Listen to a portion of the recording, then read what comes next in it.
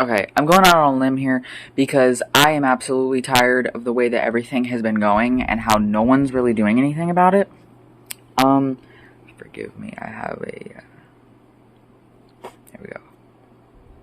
Damn it. Human condition, right? Don't act like you've never had acne on your face. Don't come at me going, hey, you got a fucking zit on your face. Yeah, and you've had a bunch of them. So, don't even fuck with me about that. I'm not here to talk about my nose. I'm here to talk about everything that's going on. So I started thinking. And I'm like, okay.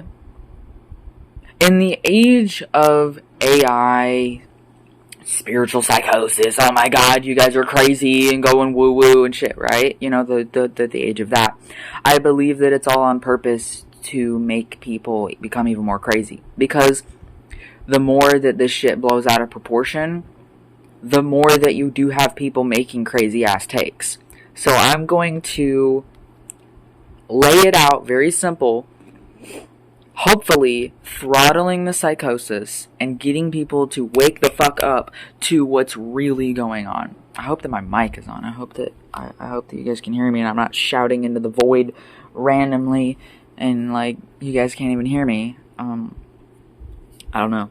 But give me a moment.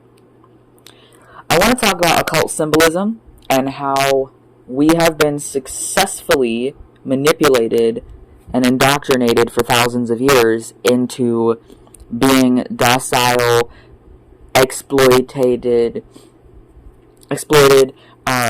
slaves, basically, of all demographics. It didn't start with the blacks, and it sure as hell hasn't ended with the blacks. We are all, every demographic of society since the dawn of this cult has been exploited. It just manifested in different ways. You know, the cult spanning out to Egypt with the slavery that got the pyramids built. A bunch of innocent people were being literally tortured if they did not cooperate and help build the pyramids.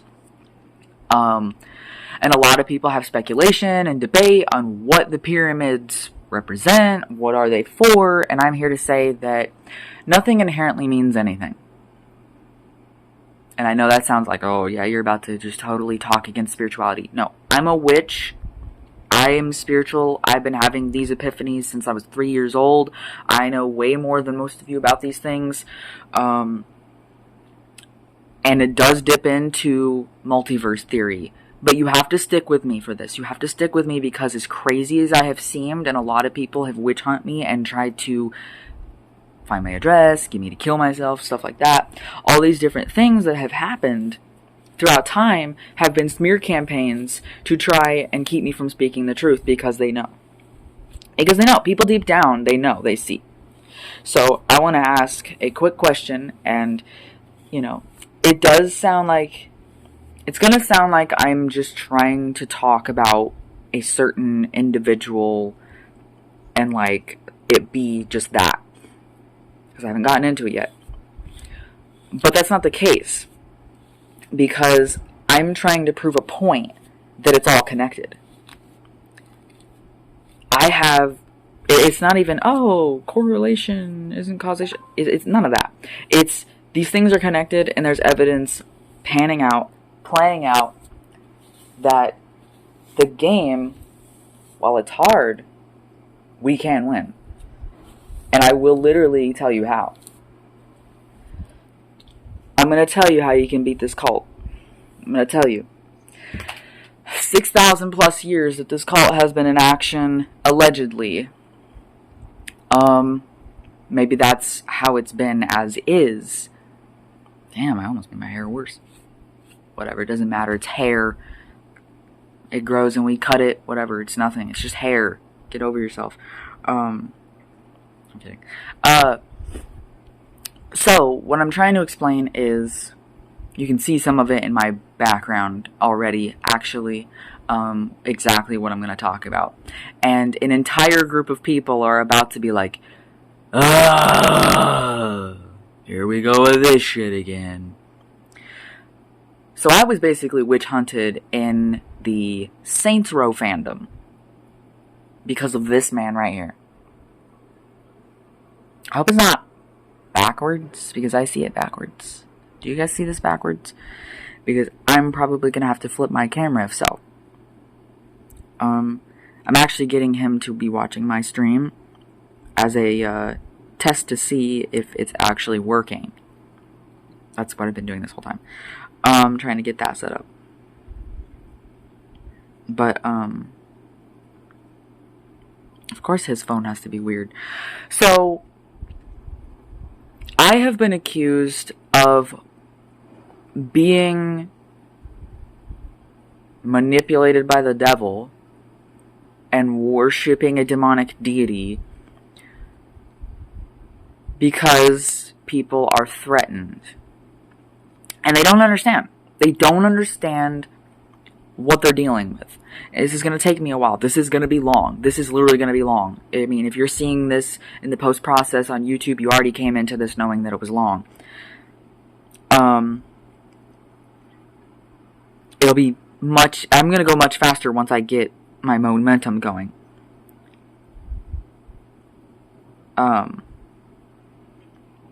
So basically... people that demonize 666, they demonize Saturn, they demonize... because I'm going right in. Okay, they demonize Saturn, they demonize Saturday, they demonize triangles, they demonize 666 being called the mark of the beast, things like that. These people in our society...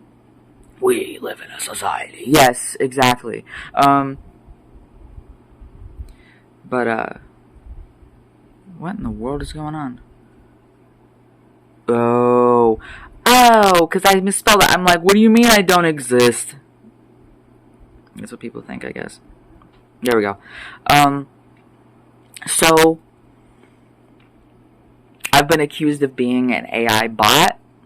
I've been accused of the things that the cabal does, like child stuff. Why the fuck would I want to do something like that? You guys are fucking weird. Why would you accuse a random girl on the internet who, mind you, was a minor when a lot of these smear campaigns was happening? By the way, I was 13 years old being told to kill myself because I knew more than other people. I had to drop out of school to save my life. Okay, so don't even fuck with me. So, where's the volume button? Is it? Oh, there we go. I'm trying to see if the audio is even working. Okay, cool. So I haven't been shouting in a void for 8 minutes. Okay, cool. So now I can get up, and now I can get moving, and now we can actually make the progress. So I'm going to ask you a question. I'm going to ask you a very good question, and I want you to just think about it. Think about it really carefully. Think about it really carefully, but think about it honestly. I don't want you to lie to save feelings. I want you to just go into this Raleigh how you feel, because you will come out feeling like a different person. So how you feel as this is presented to you, how this is presented to you right now, you will have a different opinion when we're done. Because I am going to lay it down completely. No fucking... the kid gloves are off. They were never really on. I was just hiding and not telling anybody a thing because I was terrified of people. Okay, here we go. Turn it around. Can I even turn my camera around?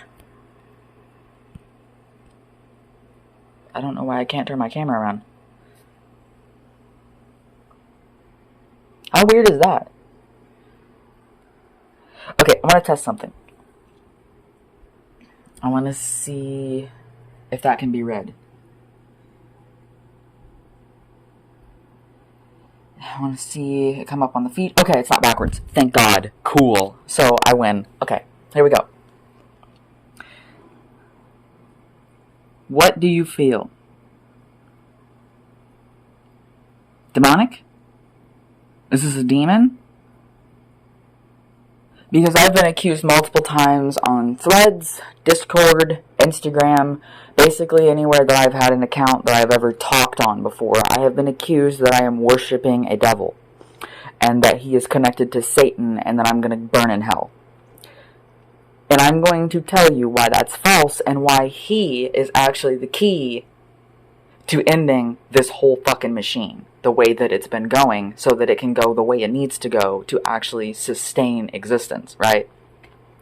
I'm going to tell you the whole fucking thing, because it's laid out pretty plainly. It's pretty plainly, but you have to look at it a certain way, or you're not going to see it. It's basically it's like those one times where you have to turn it to a certain angle in order to see it, or you're not going to see it. It's like, that's a bunch of lines, and then you turn it, and it's like, it says big dick cum. If you know, you know. If you know, you know. Why did Russell wear that shirt? I don't know. But I want one. So, this man's name is Vash Elias Koroyumi. And he is the real leader of the Third Street Saints, as fictionally depicted in the video games franchise Saints Row. What does this have to do with the cult? I'm getting into that. So, a lot of the things that the Cabal uses. So I'm gonna branch off real quick, and then we're gonna go back to Vash. So I'm gonna give you a little bit of a briefing on this, right? The Cabal, for thousands of years, has used sacrificial practices and using things to harness their energy for nefarious means. They have been sacrificing, exploiting, brainwashing, manipulating for a long time. It didn't start with MK Ultra. That's just one of the many projects that they had worked on to be able to manipulate the masses. Which, guess what? As you can see, the state of hopelessness that everyone is in, and how everybody's too fucking chicken shit to fucking protest and to fucking actually do something. Like, I'm meaning do the actual things needed to be done to actually solve the problem.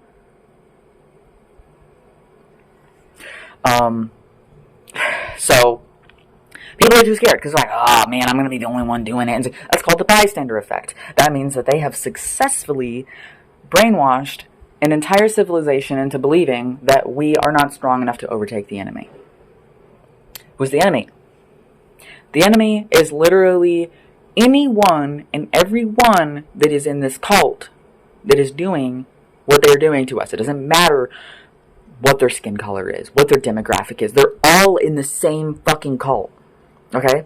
Republicans and Democrats, they circle jerk in the same fucking room with the fucking owl statue sacrificing a child to Moloch. This isn't some conspiracy theory shit anymore. You can easily look this shit up yourself on a random day of the week. Pick your day. Pick your time. Look this shit up. It's real. Stop fucking pretending that it's not.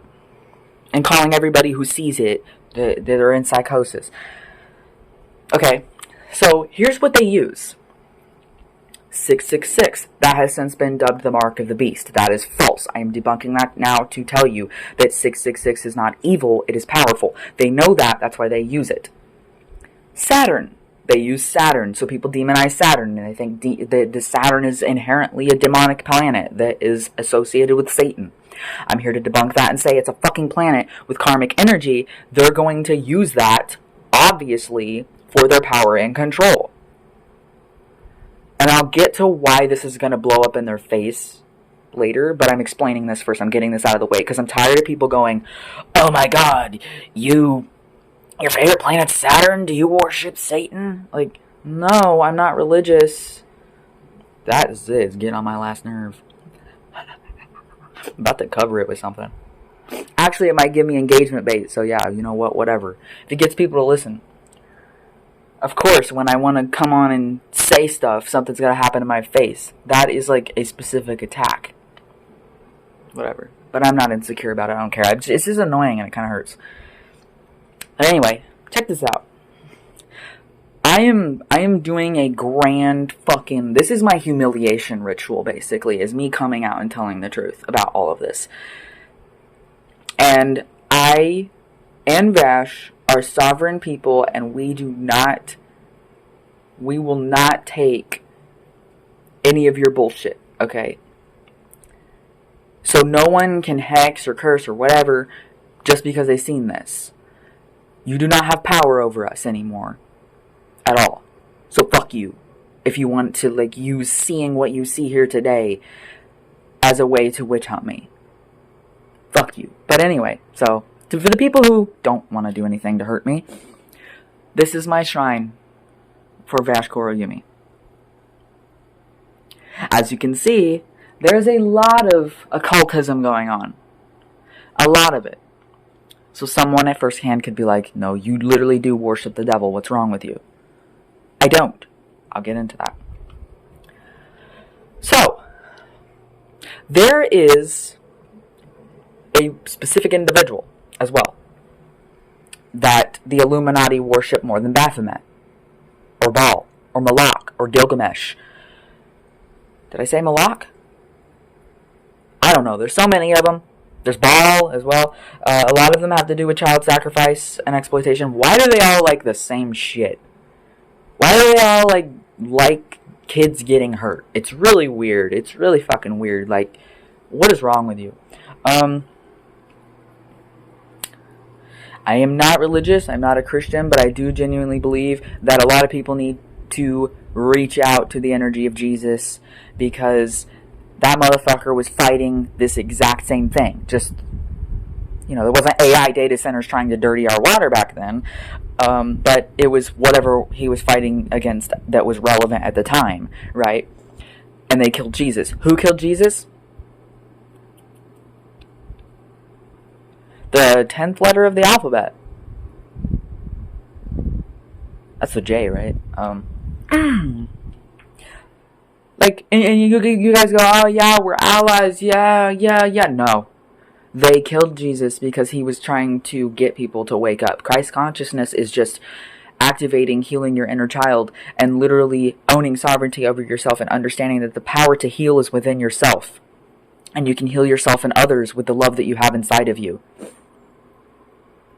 That's all it was. And they turned it into a weird cult after they killed him. That's literally what it is. Wake the fuck up. Wake the fuck up and stop worshipping and glamorizing the fact that they put him on a cross. He was crucified like he was a criminal. He was treated like a degenerate criminal. And in the fucking Talmud, I'm probably butchering the pronunciation of it, they specifically said that he is burning in his own excrement in hell because of what he was saying while he was alive. They don't like Jesus. They don't like you. They don't fucking like you. They don't like you. And they literally themselves say, a lot of don't want to admit it, but we do worship the devil. They've straight up said that shit. There's human meat in our fucking food. There's poison in our food. There's PFAs in our toys. There's subliminal brainwashing frequencies in the content that we consume and everything. And you want to act like, oh, yeah, that's just a bunch of woo-woo. They're doing it right in front of you, and they want you to think it's woo-woo so you don't do shit about it. They want you to think it's fake. Get out of here, AI viewers. Fuck off. Fuck you.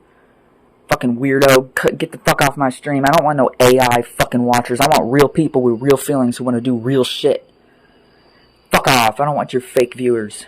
Sorry, someone commented on my stream going, you want some AI viewers? No, I want the AI bubble to fucking pop and prolapse. Okay? I want real people making real shit being built up in the society. Okay? It is our time. Oh, I can't beat the allegations. I'm always gonna be quoting Saints Row shit. Okay? That's my Jesus. Vash Yumi's my Jesus. Okay? So listen. The cabal wants you to not believe in magic. They want you to demonize astrology. They want you to think that certain things are evil. Because guess what? That means they get to hog it all to themselves, and they're the only ones using it, and nobody else is fucking using it. So they get to keep fucking doing what they're doing because you don't believe that you have the power to work with Saturn yourself because you think that Saturn's demonic. That means, ta-da, they won, yay! They won, they successfully brainwashed you. They successfully brainwashed you into thinking that 666 is evil. It's not evil, it's powerful. It's an angel number. They have directly exploited every tool imaginable. But here's the funny fucking thing. It's gonna blow up in their face. Because if you understand the basics of astrology, you understand that Saturn, let me pull back over here. Saturn, which Vash is heavily associated with Saturn, by the way. His rising sign is Capricorn, and so he is very driven by Saturnic energy. So that is also why I have been accused. I have been accused of worshipping demonic energy. This is not a demon. This is an egregore of everything that you fear. He's not an egregore. I mean, his soul was an egregore, and then he was born. I'll get into that in a minute. But I want to talk about all this first, before I get to the juice of this, okay? So, Saturn is the planet of karma through time. They have been, basically imagine this, Saturn's not demonic. They have Saturn hostage in a room, chained up, and they are beating the shit out of Saturn for thousands of years, milking energy out of it. They are exploiting the planet's energy. And you ended up demonizing it just because evil shit happens through Saturn. Saturn didn't ask for this. Saturn didn't want it. Saturn is scapegoated. 666 is scapegoated. Triangles are scapegoated. Look, oh, whoa, oh my god, it's a fucking pyramid, oh my god, oh, I'm so demonic. No, it's a fucking triangle, and it just harnesses and channels energy. Why do you think that every single religious structure has a cone coming out of it with something in the top? It conducts electromagnetic energy, you fucking buffoon. You fucking idiots. Think, please. But then again, I can't fully blame you because for generations, they have been dumbing down our population. So I can't fully blame you for being an idiot. So I blame you partially and then them the rest of the fucking way, the majority of the way, because they're the reason you're so fucking dumb. Because you fucking got manipulated and indoctrinated since birth to not believe in astrology and to think it's fucking woo-woo bullshit. Oh! And that collecting herbs and burning sage must be demonic, and that you worship the devil if you want to cleanse your home of bad energy. Like, how the fuck is that demonic? You're fucking weird. So, also, the Eye of Horus is demonized. Astrology is demonized. Oh, wait, there's more. So, the Illuminati, a lot of people think that Baphomet or BAAL is at the top, when they are just main lieutenants, actually. They are lieutenants of a specific order, right? And I know this because I'm a fucking psychic witch, okay? I've been getting crazy-ass visions since I was a kid that I didn't even fucking have any source at all. Okay, so trying to talk about this stuff when I was a kid literally got me bullied. Because they're like, how do you even know that? And I'm like, the astral plane? How am I supposed to go? A soul clone of the real leader of the 3rd Street Saints is inside of my body as my spirit guide, giving me messages and telling me shit way before I even discover this shit. And then I discover this shit naturally myself on the internet much later. And people think they were the first people to start talking about it when I was getting these visions since I was a baby. How am I supposed to tell somebody that and them not think I'm crazy? I get it. I understand why you would think I'm crazy. Does it mean I'm crazy? Does it mean I'm wrong? No. We're in a crazy world, dude. We're in a crazy society. We live in a society. Yes, we fucking do. Life doesn't suck. The powers that be made a sucky society that sucks the life out of us and makes us think that life sucks. They want us to ourselves. They want to break us down and weaken us into where we feel death is the only option to free us from a fucking slave system, okay? They want you to give up. Which is why you don't give up. Don't give up. I got kicked out of the Saints Row fandom because they thought I was fucking crazy and in psychosis. But look at the love and the light that I'm trying to spread to people and tell them that you have to fucking get up and handle your shit. You meaning to tell me that you watch Star Wars and you side with the rebels, right? Right, okay. What else? What else is like that?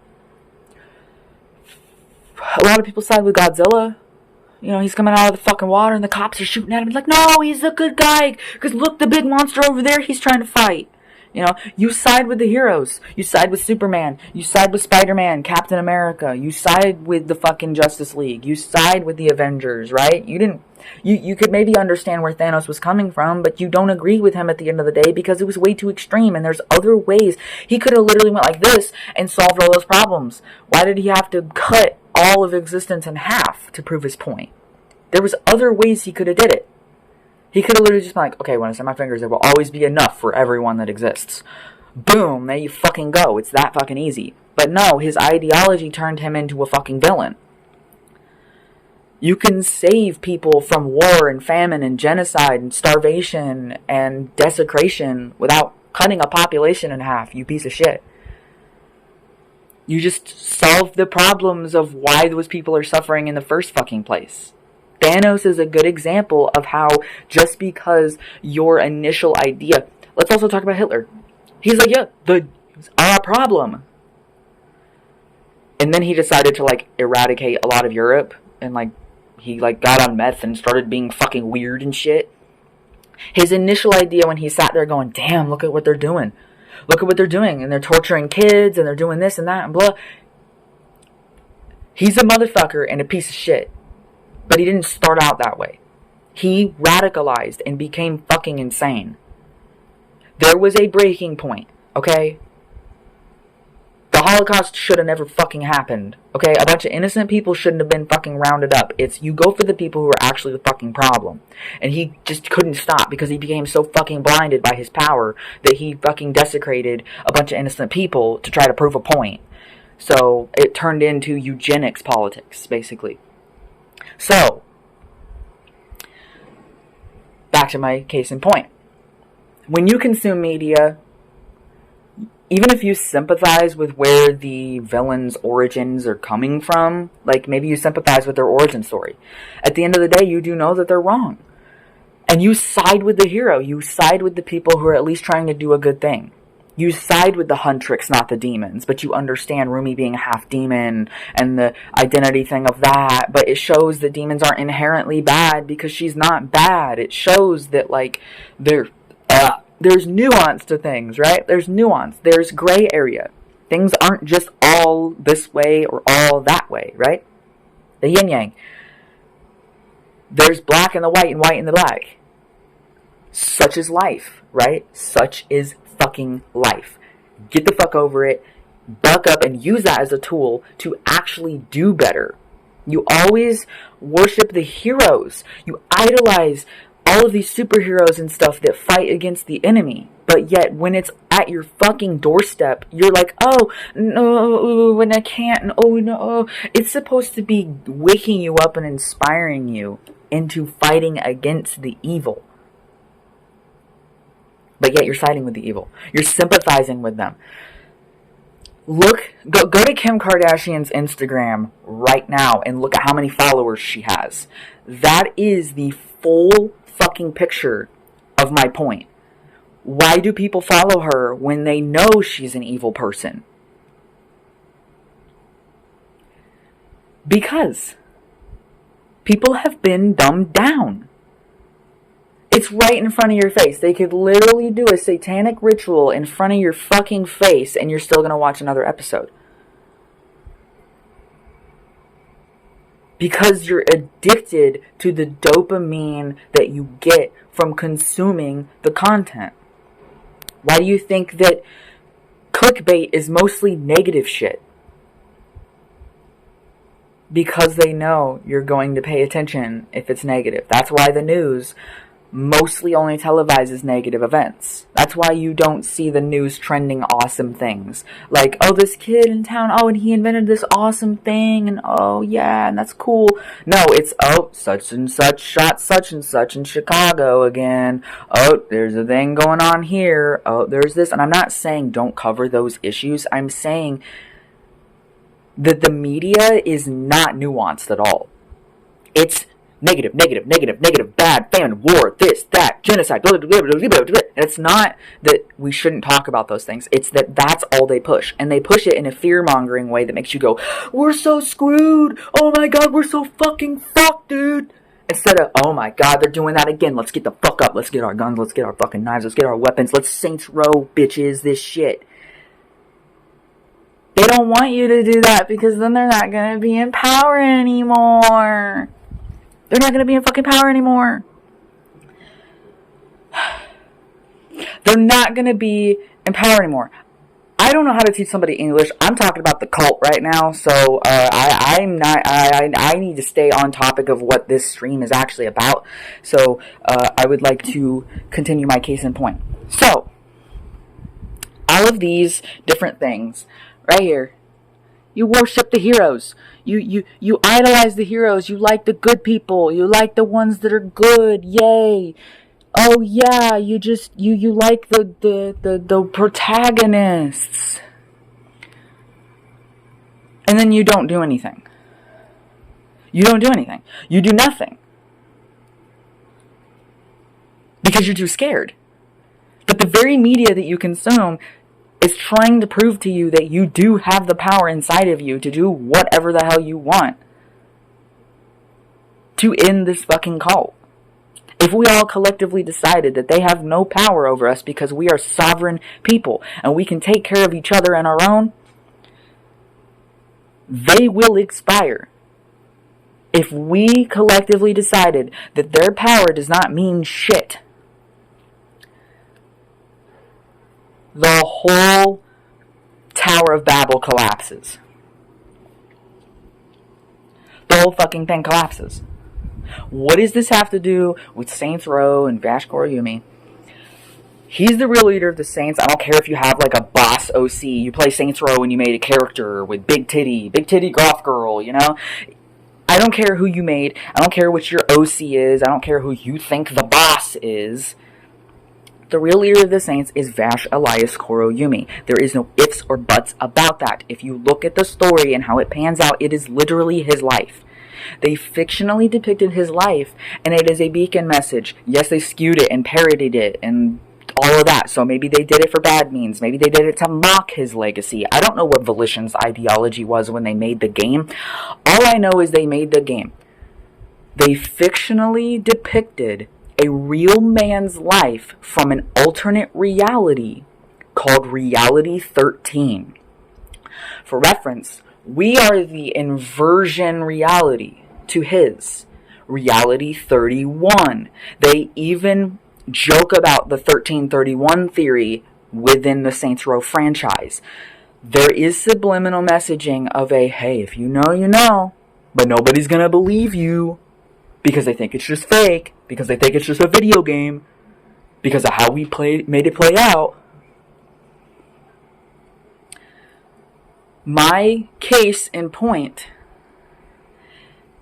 He was born and raised in the cult of his reality of origin. Called the Morning Star. The Morning Star was basically his reality's equivalent to the Illuminati. That's the best way I can describe it. And they did fictionally depict the Morning Star, but they cut a lot out. They made them just seem like Euro trash, gun smuggling, and a little bit of, like, sex trafficking of adult women. No, they were doing a bunch of shit. They were doing all kinds of fuckery. And they had a whole syndicate. They only depicted the Deckers and the Luchadors, but there were others as well that were part of the entire scope of the Morningstar cult.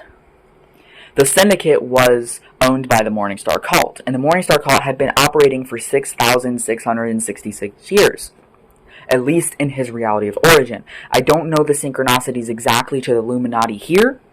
However, there's enough synchronicities for me to go, that's weird. They use some of the same shit. They like 666. They use the pentagram. So they demonize the star, right? They literally demonize the star because they use it. And now people go, oh my god, a pentagram, that's demonic. No, it's an energy conductor, you fucking idiot. And they just use it for evil. You can use it for good.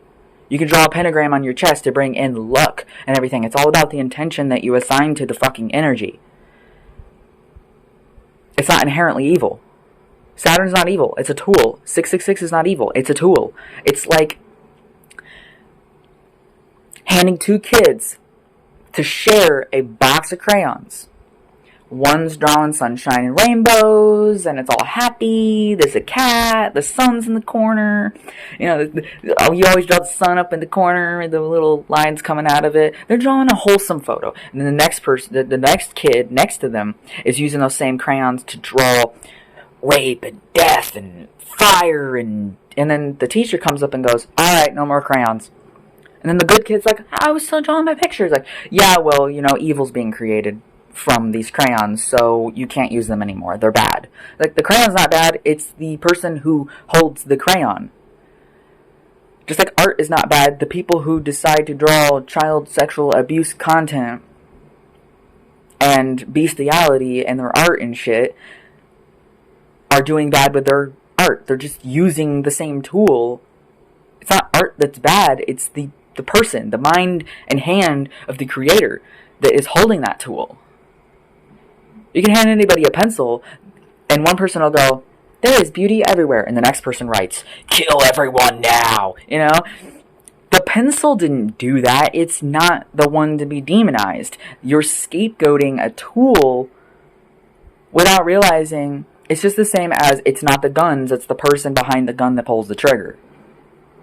Because there are people who can literally protect and save and defend the innocent with a gun. But there's other people who they want to shoot innocent people with their gun. It's not the gun itself. It's the person with their hand and their mind and what they believe is the right thing to do with that gun. Do you understand yet? Are you getting it now? Are you seeing that I'm not in psychosis? I'm not insane. I don't need a lobotomy. Hello! You're probably maybe watching my video way after I've posted it. The very person that wants me to get a lobotomy because they hate me because I know the truth and they can't handle the truth. Like, why would you ever wish something like that on somebody, you weird fuck? Anyway, so I've been victim of many smear campaigns, many lies, many things happening, many defamations of character since I was a child, many fandoms pushing me away and calling me insane and everything, just because people can't handle the truth. And I'm never mean to anyone about these things. I get passionate. I have autism. I get excited to talk about shit. But it has come to a point now where I'm sick of just being nice about it. It's time to, like, get the truth out there. So again, why is all this connected? Because the very things that the cabal uses are the things that are of Vash. And so I get demonized. I get hunted. I get gang stalked. Because I like him. Because he even exists, right? He may not have a body in our reality, but in his reality of origin, since he's the real leader of the Saints, he had to have a body to, you know, hold a fucking gun, right? Yes, I always have him on the TV. Leave me alone.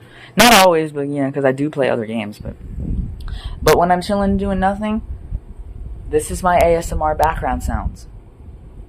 This man literally inspires me to keep waking up every morning. He puts power into me.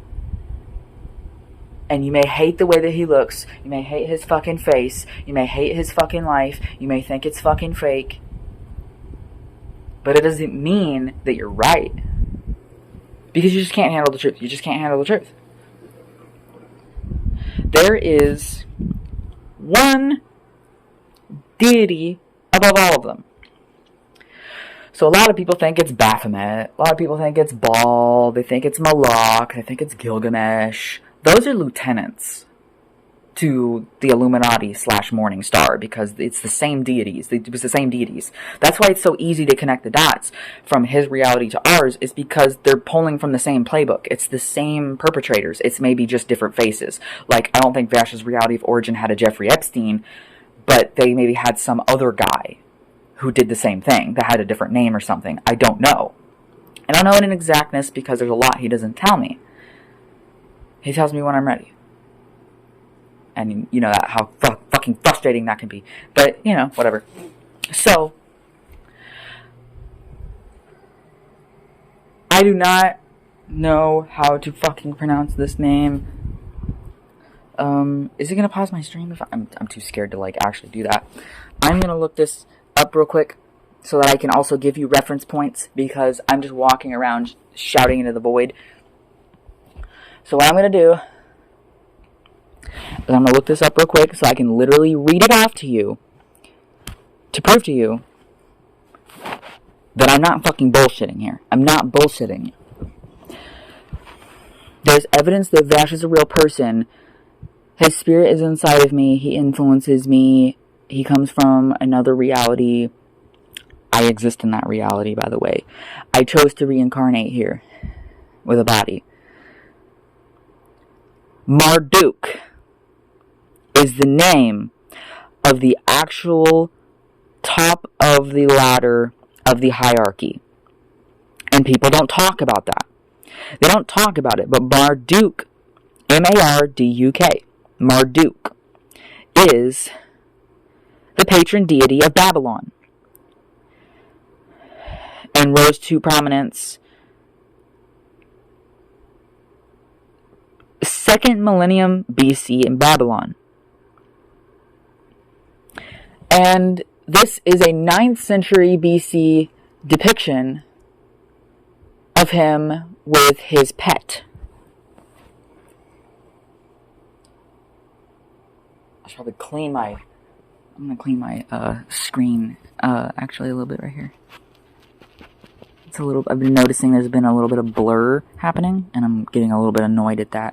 It took me 42 minutes to get to it. ADHD, ooh! I'm just so focused on my point and trying to calmly communicate this. I'm not in psychosis. I'm not in mania right now. I'm not a delusional person. I'm not schizophrenic. A lot of people used to think I was. I actually started to think that I was when a lot of the quote-unquote symptoms that I align with is the fact of, like, oh, if you know conspiracy theories, you might get gang stalked and stuff, and you think that people are gang stalking you or something. Like, why is that's such an oddly specific symptom?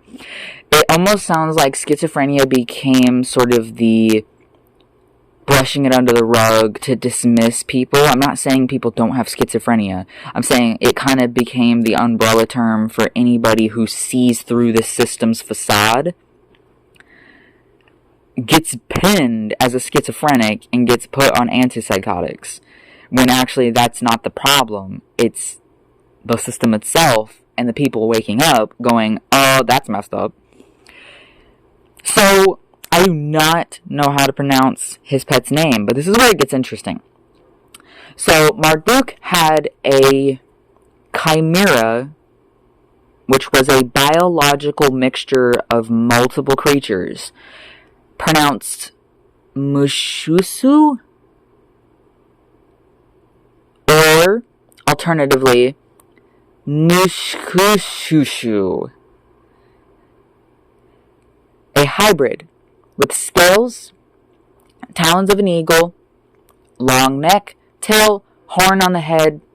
There's different depictions. Sometimes it's one horn, sometimes it's two horns, sometimes there's lion limbs on the front legs, sometimes it's all just long legs. There's different depictions. Snake tongue, etc. So while this is one depiction of this pet,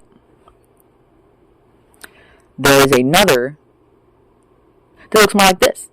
So there's different iterations of this in, you know, historical things, even mistranslations and stuff, all kinds of stuff. And when you look into it, it seems like this animal was kept against its will by Marduk. This is another, and you can see. Do you see the long snout too? Do you see that? Does this look familiar to you at all?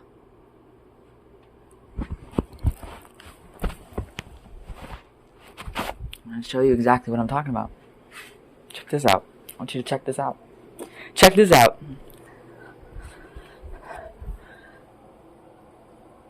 That's his real face. Do you see it? Do you see it? Do you see it? Okay, check this out. Check this out. Vash is an artist, so he draws, right? He's an artist. He draws things. He vents out his frustrations about this corrupt world and what it's done to him because he was raised in the cult. Think about that again. That animal was probably not wanting to be there, but yet it was. And Vash was born into the Morning Star cult, and he ran away, and that's when the Saints found him. Well, they technically weren't the Saints yet. They actually hadn't formed the Saints. They heavily watered down and condensed his life story into a fictionalized video game and pulled out a lot of crucial details that would have actually made it make a lot more sense. I just don't think they would have been able to actually even publish the first game if they would have actually told the story as it truly is, because Vash was a 10-year-old boy when he ran away. The cult was about to sacrifice him. And he ran away. He finally figured out how he could run away. And he ran away. That's why he was randomly on the street in the middle of the night. And then the founding members of the Saints, Julius Little and Troy Bradshaw, rescued this 10-year-old boy off the street, took him to the church, took him to the hospital the next morning, because he looked fucked up. Scraggly hair, bruised up, looking like he just got thrown through a wood chipper and somehow magically survived. So they needed to know what was wrong with him. And during that, they're talking about forming the Saints. And he's hearing them, and he's like, me, I want in. And they're like, you're a kid. We'll just take care of you, boy. Don't worry. We'll keep you fed. We'll keep you taken. And he throws a big fucking meltdown in the hospital and will literally not let up for days and days, because he was in the hospital for a while because he had some issues. They kept refusing him until finally they're like, okay, fine. We'll do a little bit of gang shit, but okay, whatever. So he got his way. And then he ended up becoming the leader at 13 years old. Child prodigy. Don't shoot the messenger. Do not shoot the messenger. There are things that he's done that I don't agree with. That's all I have to say about that.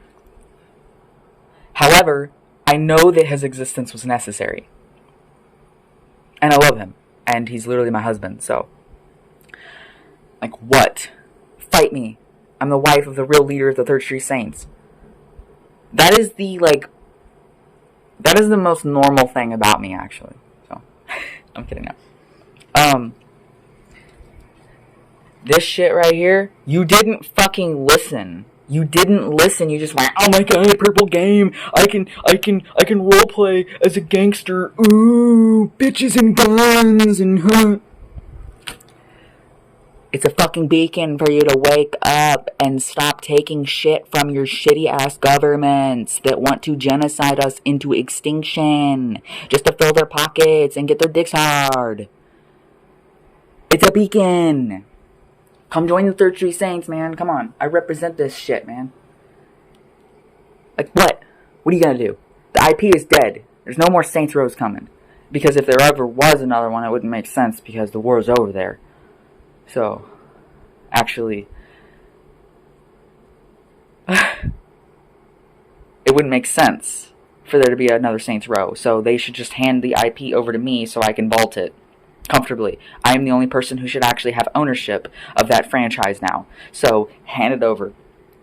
But anyway, he is an artist. Vash is an artist. Let's get back on topic. Vash is an artist, and he drew himself as an animal. Remember, case in point.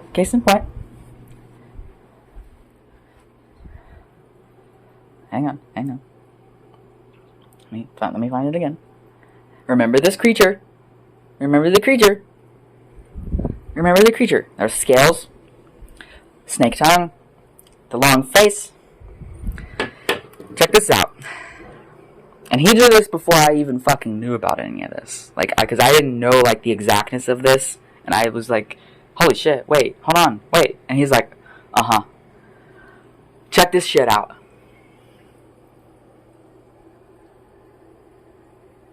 Huh. Interesting. Almost like that looks like the animal a little bit, doesn't it? The snake tongue. Why the long face, buddy? The talons. He's got talons. There's talons there. The tail. The elongated body. The wings. The long neck. Our reality is just mimicking prophecy. It probably wasn't even a real fucking animal, because it says it's mythological. However, it poses as an egregore. A lot of these deities are egregorious in a certain sense, but they're also not.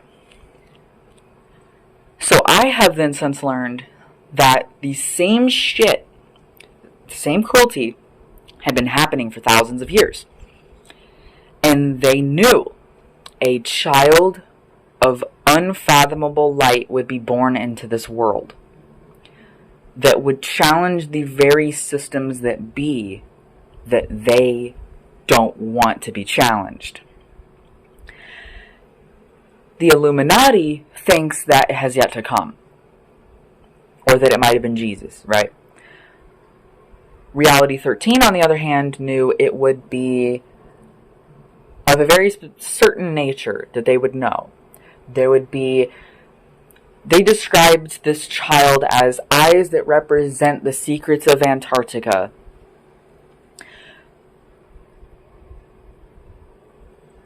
They described his skin in a very weird way that basically means he's going to be pale and white with like this certain sheen to it that's like, are you fully human, bro? And an undeniable energy and force. An undeniable energy and force to be reckoned with that would literally threaten the very existence of the cult. And they said, when this being is born, we will torture this being and break this being and take control of this being's destiny to bring on the apocalypse. That is what the Morning Star cult functioned on. And then Vash was born. They knew immediately it was him. And they tortured him accordingly because of it.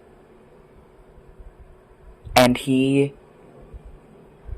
they did not expect him to be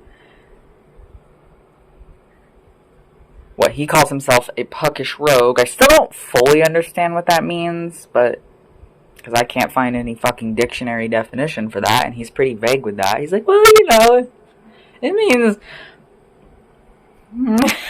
I'm like, dude, get back here. He's so funny. It's weird. He's like a weird little guy. He's not even little. He's 6'3", actually. He's 6'3" tall. Scrawny. Looks like he couldn't throw a punch for shit. But yet he can literally, physically with his own hands, pull a fire hydrant out of the concrete.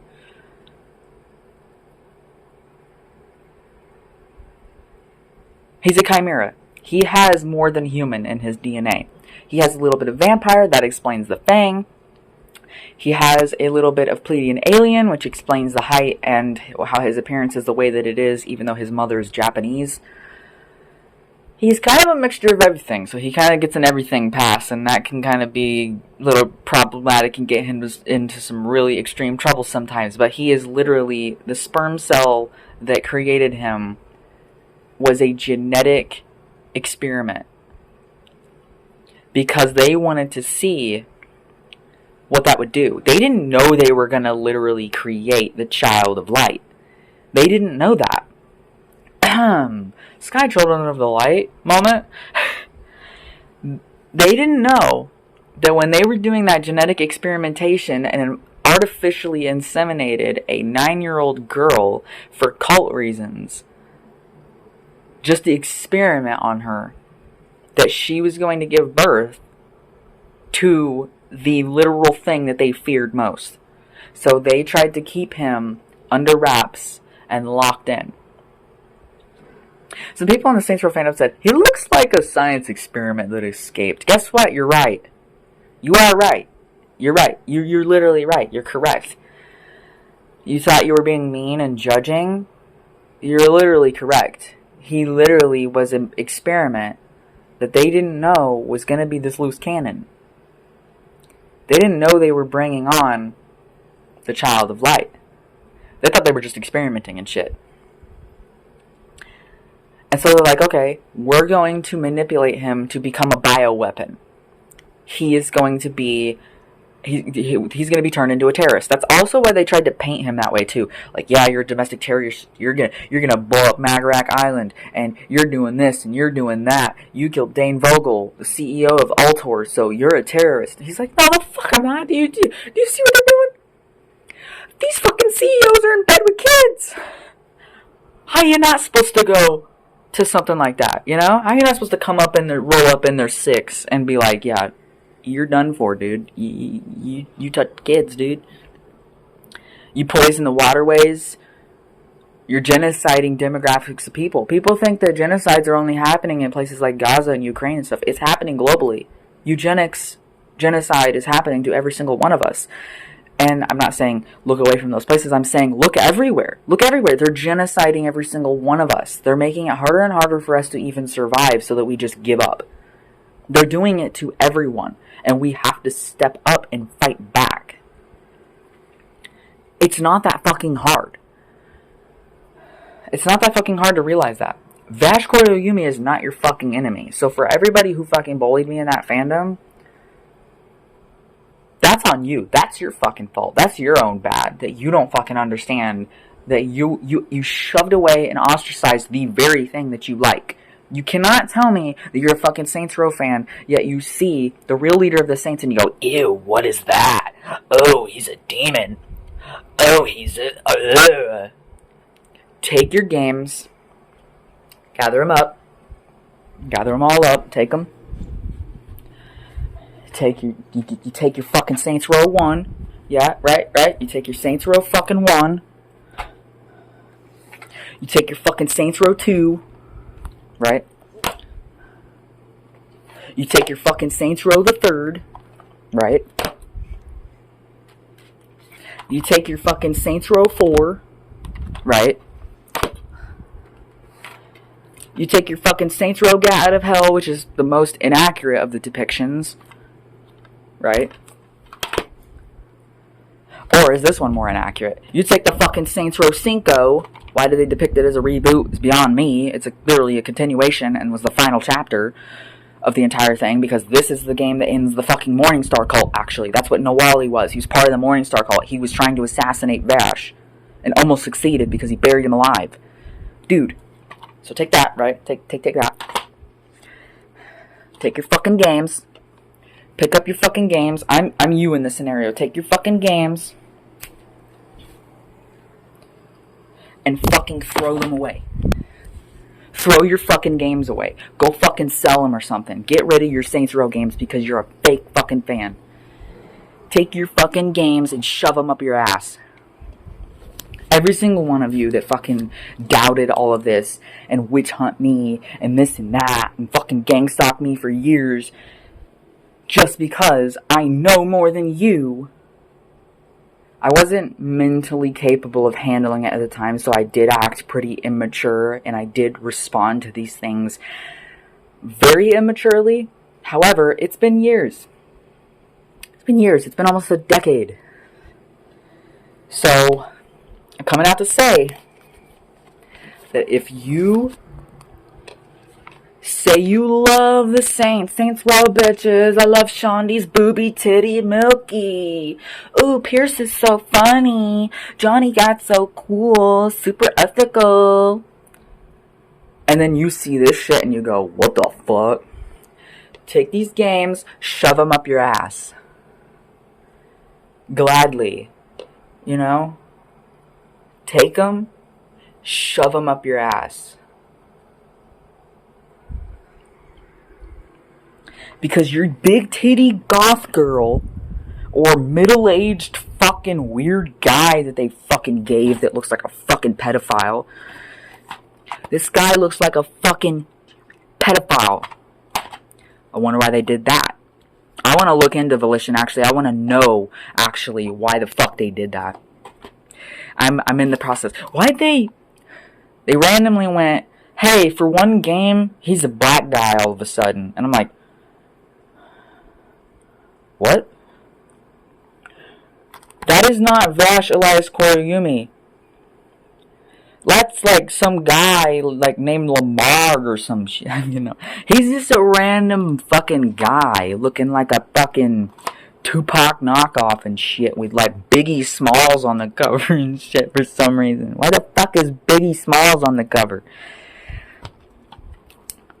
Question. Who the fuck is that? Who the fuck is that guy? Who the fuck is that? Because that's not the man I've been sleeping with. Okay? Who the fuck is that? Who is that guy? Who is that? Who the fuck is this weird-ass creep sitting in his seat? Who the hell is that? I'd like to know who the fuck that is. And no, his name is not Mickey. His name's not Michael. That's a name that Vash went by when he was a kid before he got a prophetic vision when he was in a coma. The coma he was blown into was when he got his name Vash. And he woke up like, oh my god. Starts freaking out. Ah! Sedate him, ah! Yes. And he's not dating Shondi. But he's not dating Kenzie either. He's married to me, bro. Fuck off.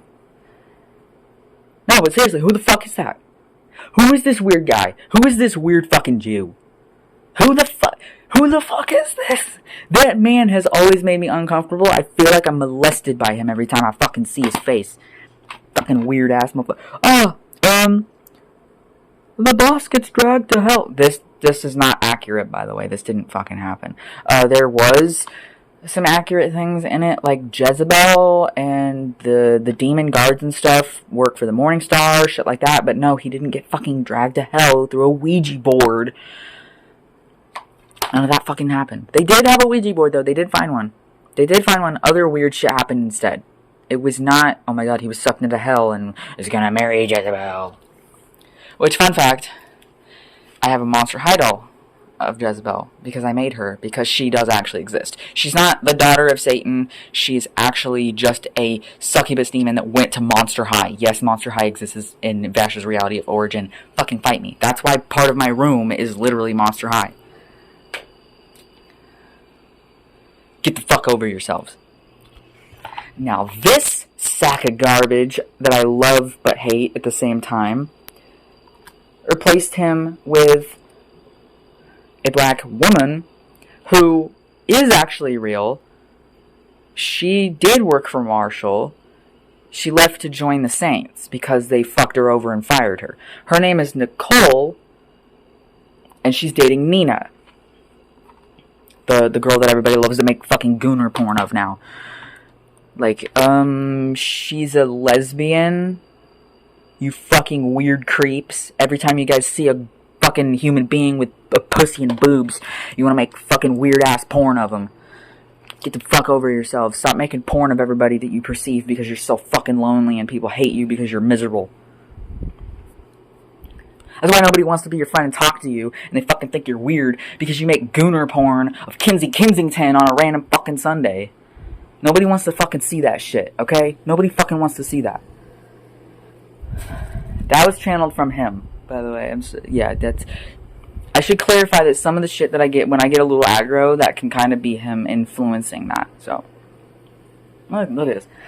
Look at him. Look at him. Look at him. They didn't even get his hair right. That's also why that's a running gag. Oh, you look different. Did you do something with your hair? Oh, they can't get my hair right. He's supposed to have 2 long pieces in the front. He's supposed to have snake bites. He's supposed to have braces. These are not moles. They are dermal piercing studs. Just like this one right here. I'm actually surprised they allowed him to have his fucking neck tattoo. Or that they even put his hair in it at all. I'm grateful for what they did do. I am. I really am. It sounds like I'm ungrateful and stuff like that and whatnot. No, I literally am. I just don't. Hey, look, it's a triangle. Oh my god. Oh, oh, demons. Ah.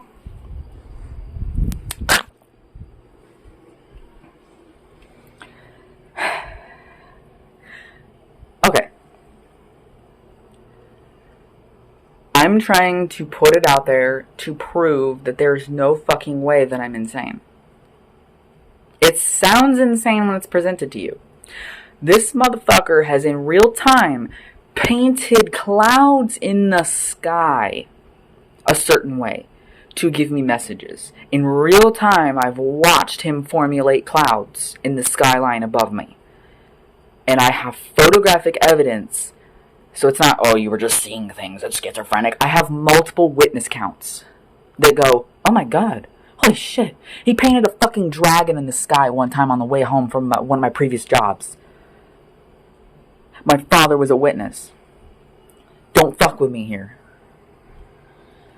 He gives me a bunch of different omens, different signs, stuff like that. My ancestors also give me omens too, so he's not the only one guiding me, but he's my main guide. He is my main guide because we incarnated here together. He specifically chose to be in my body to help me. Because this reality is different. Obviously. It sounds crazy, but it's not. So get the fuck over your weird fucking, that's all woo-woo nonsense, you're fucking retarded and shit. I'm not. You're just not ready to handle this information. You can mock me all fucking day, but it doesn't take away from the fact that I'm right and you're just not ready for that yet. That's not my fucking problem. That's your own problem to fucking go off and deal with and stuff like that. And I hope that you fucking learn. Because it's on your doorstep right now. It's on your doorstep, this whole thing. Look into the astrology, look into everything. Saturn is coming for its revenge. Because it is tired of being exploited, it is tired of being abused, it is tired of Mother Earth being desecrated. Dude, check this shit out. Check this out, look at this. They are hurting her. They are torturing the ever-living shit out of her. And you're gonna just be like, nah, it's just a bunch of woo-woo nonsense. That's just what life is.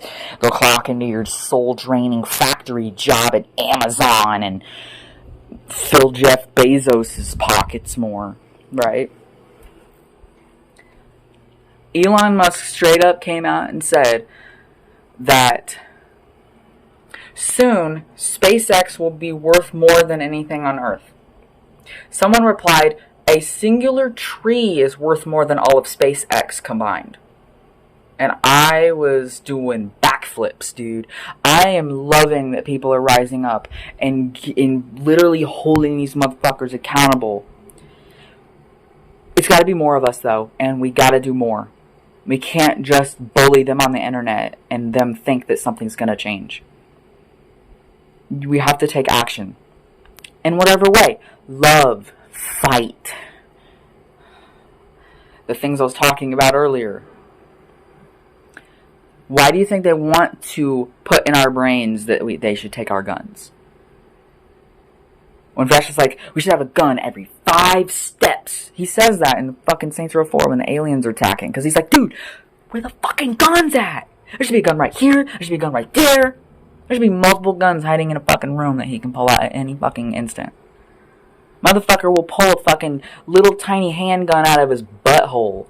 Okay? I'm so serious, he's done that before. He's had to do that. He's had to do that before. I'm not talking about the mission where he was naked, because that didn't happen.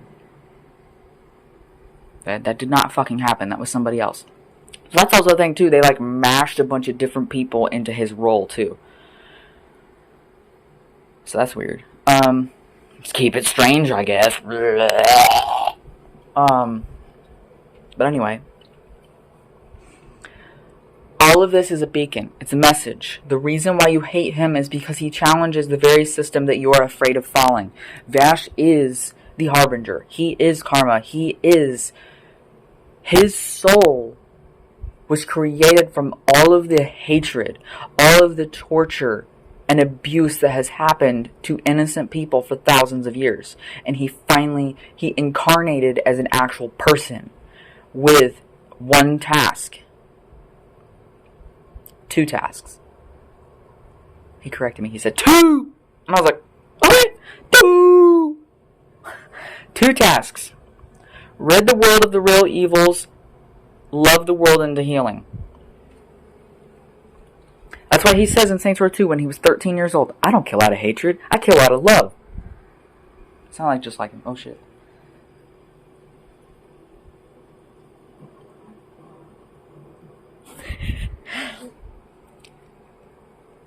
He's not a psychopath. He's not a sociopath. He cares about the feelings of others. He had a mental breakdown and almost had to be fucking hospitalized because he fucking because of the Shivington fire.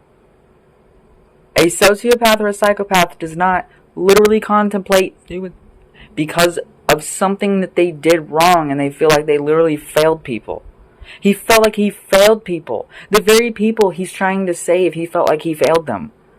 He's trying to save the impoverished, the disabled, the disenfranchised.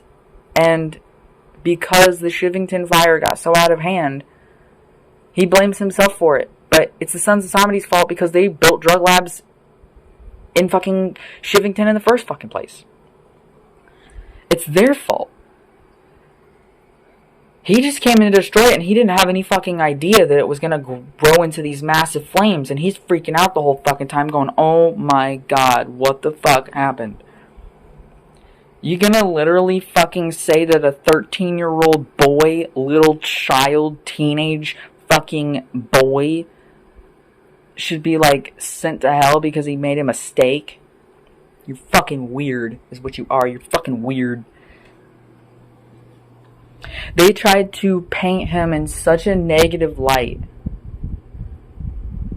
He's been called the Antichrist. He has been called everything in the fucking book possibly imaginable. Nothing that you could say to me about him that's negative has not been said before. It's all been said before, and it's all overplayed. This man is 31 years old, and he's already been called basically everything in the book in every language imaginable. You don't fucking get to him. You do, however, make him go, you're a waste of a human skin. That's all you're going to do. All you're going to do is just piss him off and make him go, and who are you? Who the fuck are you coming out here talking, you fucking weird keyboard warrior and shit? But they, for some reason, they thought that that meant that we were bothered. We're like, dude, who the fuck even are you? Who the fuck even are you? Coming out here talking to a literal fucking vigilante hero that's doing way more with his life at a young age.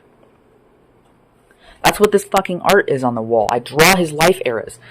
This is where he was. This is how he started. This is why he told Asha, who cares what I did before I joined the Saints? It's because he was like this. Oh, yeah, he runs away, but, oh, yeah, he gets blown into a coma, right? That's him falling in the fucking water. But then he comes out as this fucking badass little teenage boy fucking taking a katana and cutting off pedophiles' heads because he's sick and tired of this fucking world being ran by demonic reptilian pedophiles that fucking destroy our earth and destroy our society. This motherfucker is the punkest motherfucker I've ever fucking known. He is so fucking punk. He is the most punk that I've ever known. He is the most hardcore. Then he got trapped in fucking drug addiction and shit like that at just 14, 15, 16 years old. He got trapped in the fucking system. Because this shit didn't get to be fully properly fucking processed because he had to deal with this bullshit.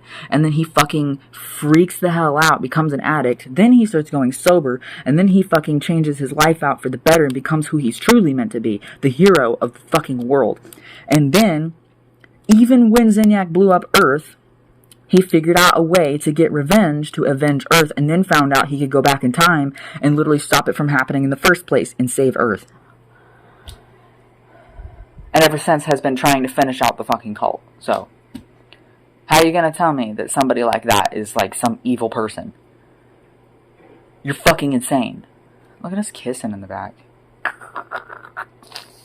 Look at that. This is all he wants to do. This is what he wants to do.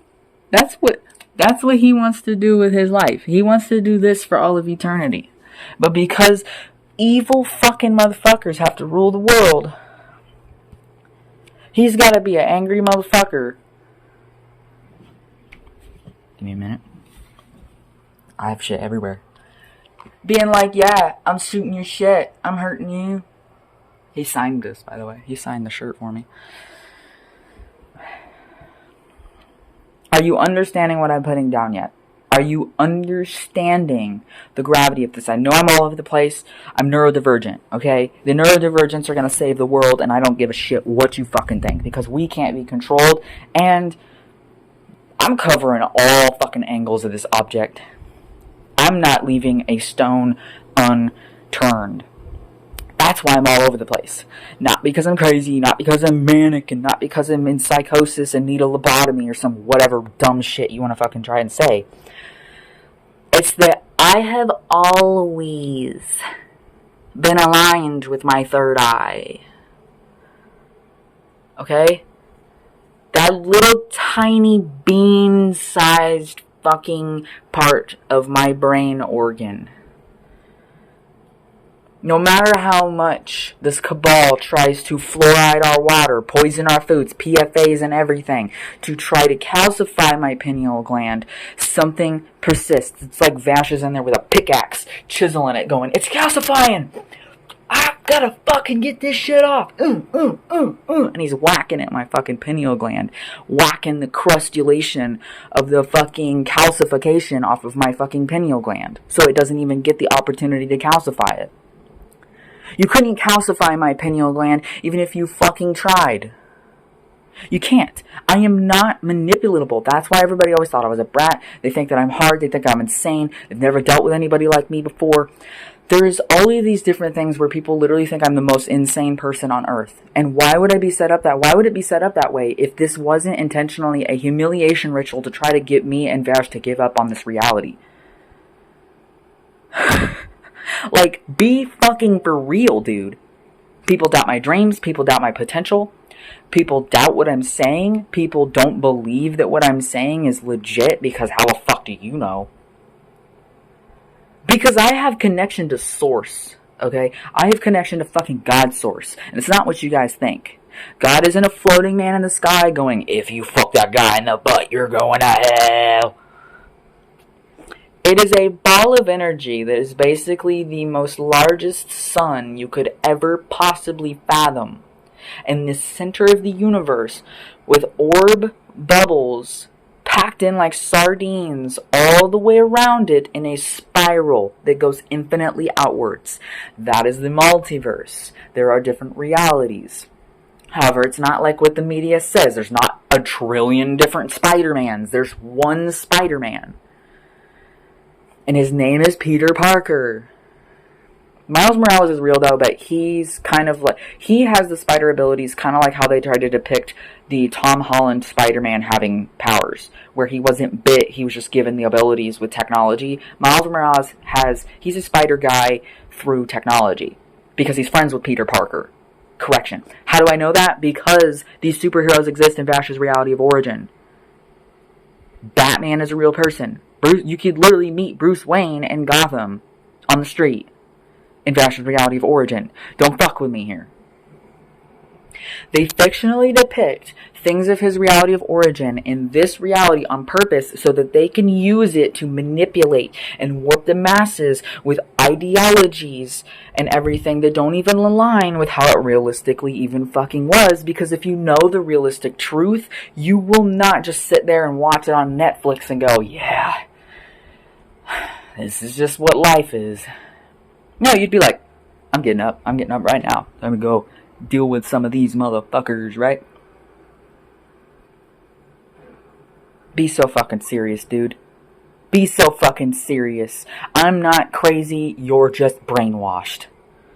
This is gonna be my new fucking slogan. Like, you're just brainwashed into believing that everything that is just beyond your comprehension is just psychotic. Just because you can't fathom it in your small pea brain, that things are a lot more simple and complex at the same time than what you want to feel that they are. The Huntrix, K-pop Demon Hunters, that's Vash's reality of origin.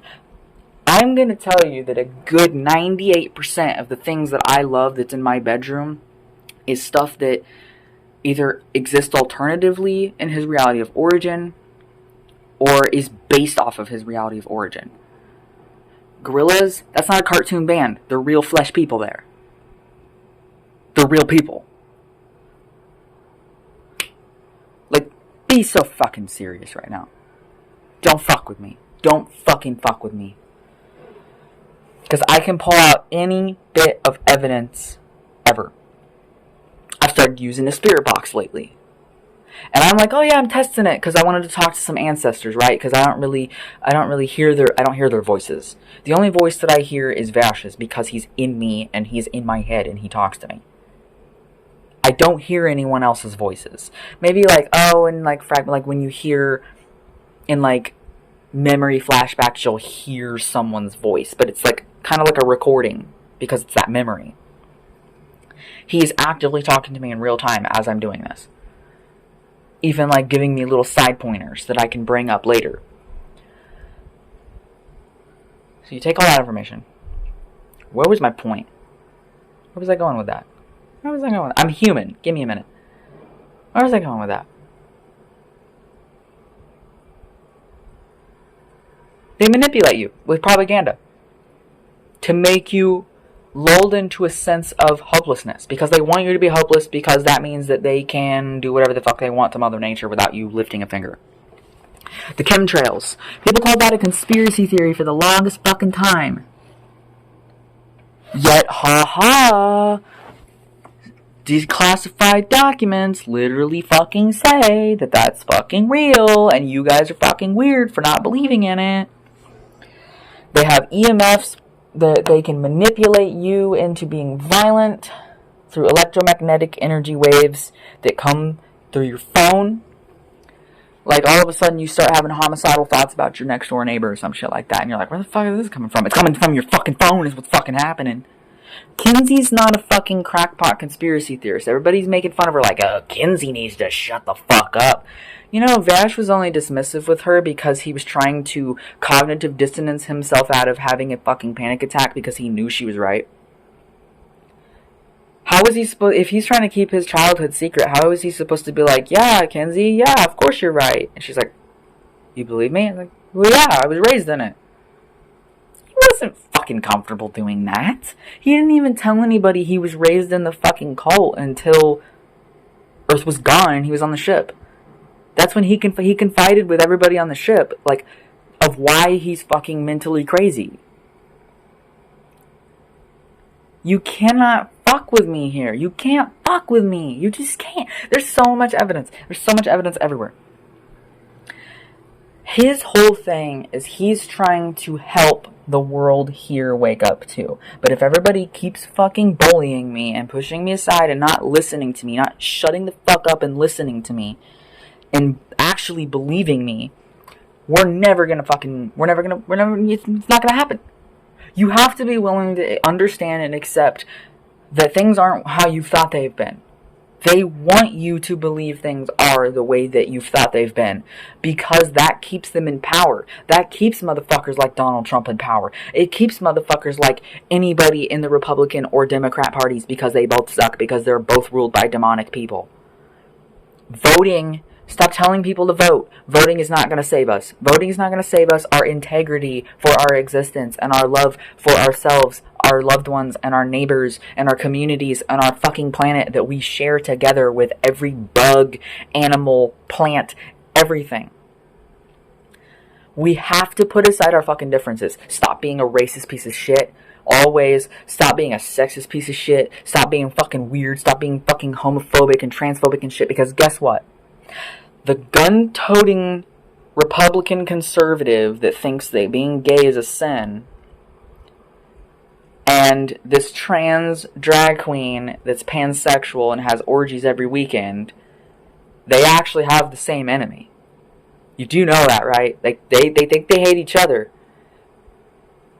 But in actuality, it's all orchestrated by these weirdos at the top going, yeah, if we get them to hate each other over, like, literally nothing, they will never rise up. They will never fucking come for our heads. They will never reinvent the guillotine.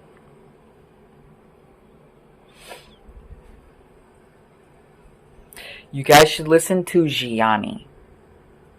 She is an Australian artist, and a lot of people call her demonic, but she's actually talking against the demonic people. She's just a witch. She's a fucking witch, that's it. She's not demonic, she doesn't fucking worship that shit. She is talking about the corruption and shit. She has a song called Fuck the Hollywood Cult. That's a good one. There's a bunch of other ones. Hollowed Hills. I Won't Sell My Soul. Just dig into her discography and you will understand a lot more of what I'm saying.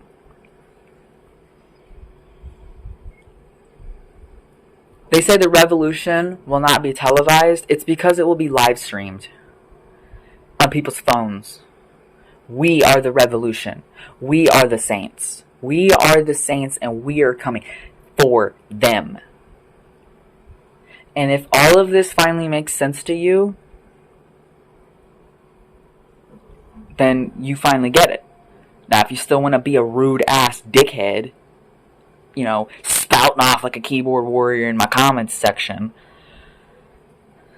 you're just giving me engagement. You're just putting my shit in other people's algorithm the more that you comment. So do that too. Say whatever the fuck you want in my comment section. I don't give a shit. Because whatever you say is on you, not me. The words you choose to inscribe is your own doing or undoing, not mine. And I do not claim any of your karmic ties at all for your negative toxicity. I just bring it up as case in point. Like, hey, look, I was witch hunted, and that shit doesn't bother me anymore at all. But I'm bringing it up saying, hey, yeah, no, this is a force to be reckoned with, and I'm not going anywhere. You can't get rid of me.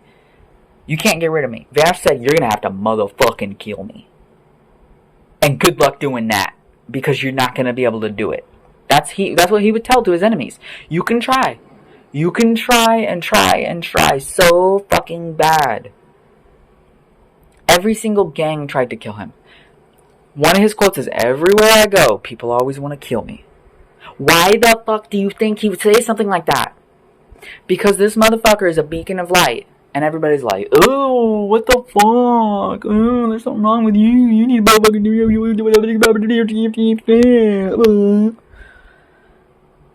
And it's like, dude, he's literally actually your friend if you really realize it. He's trying to make it to where you can afford to eat. To where you don't have to worry about, oh my god, I have to work 3 jobs in order to pay the bills and take care of my children. Or people who go, why would I want to bring a children into the world right now? That would be like abuse, you know? I want kids, but I can't bring a child into the world because the state of the world. He's like, I want to make the world safe enough to where the only thing that dictates whether or not you have a child is if you fucking want one. Not, oh, I want one, but I can't bring one into the world because the repercussions, I don't want my child to be traumatized by this fucking system. There's a lot of people who literally get witch hunted for choosing to be childless because they don't want to bring life, such pure life, into such an evil society. It's not that the world or existence is evil. So here's your hope for the day. for your life, right? Because he's not the hero. Vash is not the hero of the day. He's the hero of the life. So this is the type of advice that he gives me. When the going gets tough, you have to realize that love is the most powerful frequency that you can ever possibly emit. Love for liberation.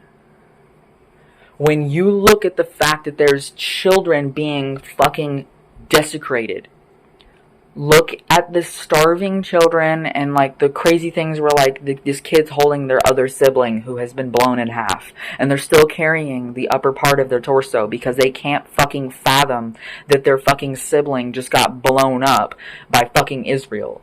Think about the shit happening all around the world. These kids starving. And it's not just kids, the elderly who are abused.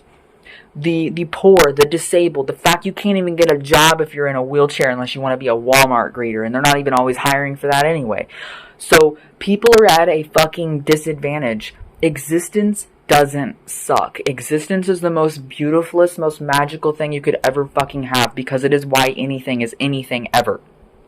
Existence is beautiful, life is grand. It is society that sucks. This societal box, this facade, this play, this game stage. Some guy described it like a game of solitaire. I think I reposted it on one of my Instagrams, either DeemingAmbition or DeemingAmbition Art. But a guy, in this reel, he goes into talking about how their whole system and this and that, blah, blah, blah, is basically like a game of solitaire. Which makes a lot of sense, you know, especially if you are really good at solitaire. You'll be like, oh yeah, that makes sense immediately. If you're not familiar with the game, it might not make a lot of sense to you. But he breaks it down pretty well and describes it in a way that I think even a 5-year-old could understand. So, Vash's point, what he tells me every day, and he's the reason why I'm here. He's the reason why, if something happens to me, you gotta know that someone fucking got me, okay? If I ever disappear and something ever happens to me, it means someone got me. Because Vash Kuroyumi gives me so much love that there's no way I could ever put a knife to my own throat. I could never do something like that to myself. Even the times that I thought about it when I was a kid. There's no way you can make me do that. You are not gonna break me. You're not gonna push me into any fucking corner. Because if you push me into a corner, I'm biting you. I'm not gonna shoot myself in the head. I'm gonna bite you. I will bite you. I will fucking bite you. Do not push me into a corner. I will literally get nasty. Be nice or I'm gonna change to be ugly.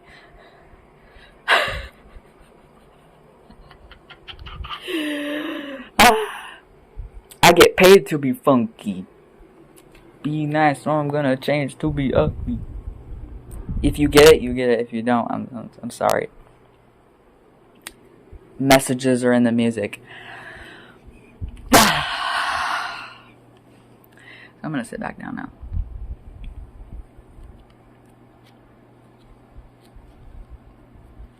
I'm readjusting my camera in my hands. Sorry. That's why I have a shrine of him. That's why it seems like I worship him. I kind of do, because he is the closest thing to heaven or God that I've ever been able to access. He is my Jesus. Because for some reason I always find myself talking about him. Because he gives me so many good examples. He has so much material there to work with. I can literally save some. I've literally prevented people from killing themselves by talking about his life and describing where he came from and how he fought to be where he is today.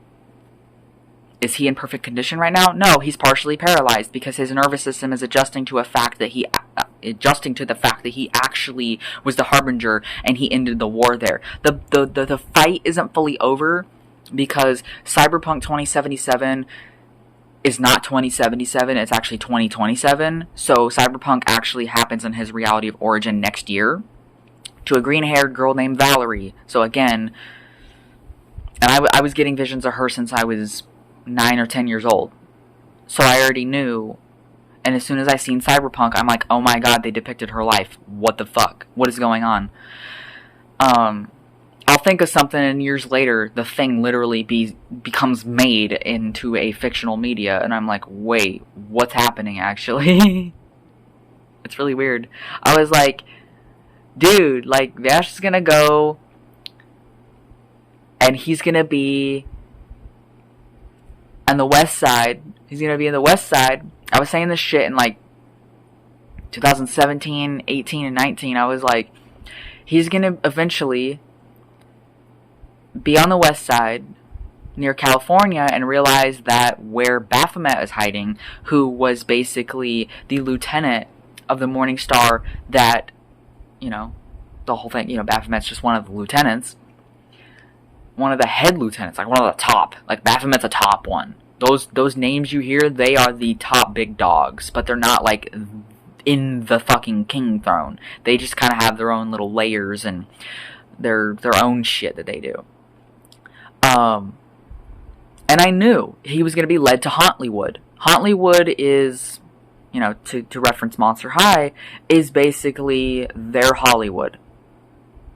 So I already knew he was going to be there. And then they're like, Saints Row 5 is coming, and yeah, it takes place in, you guessed it, the West.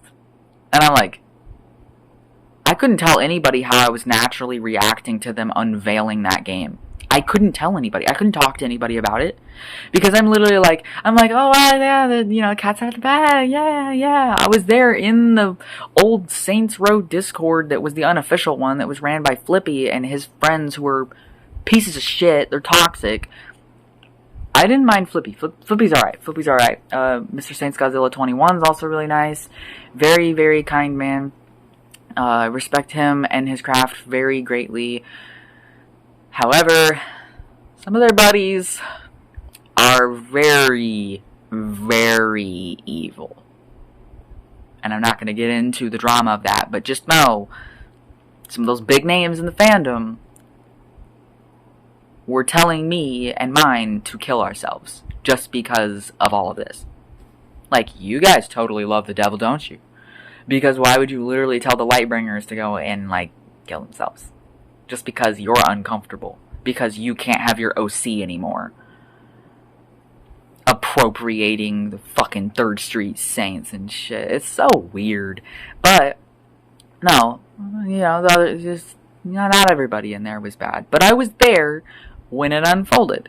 The whole, yeah, you guys you found out in, one of our, press release documents that, yeah, that is an IP that we are working on something for, yeah. And I remember being like, oh, yeah, woo! Because I knew the story wasn't over. Because Vash was like, yeah, and, you know, and this and that, and blah, and we're on vacation, and we're having fun, and we're out in the desert, and we're camping, and having fun, and there's, like, this fight where he almost fell to his death from a hot air balloon, and fighting the idols and shit. And then they reveal it, and I'm like, I was like, you know, chilling along, watching the reveal trailer. I didn't know that was what it was, and I'm like, wait, these people are familiar. And then the splash screen came up, and I was like, what the fuck was that? What just happened?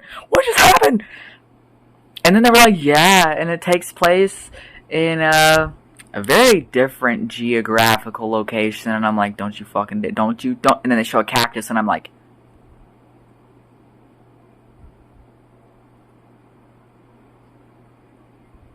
I knew this shit years ago.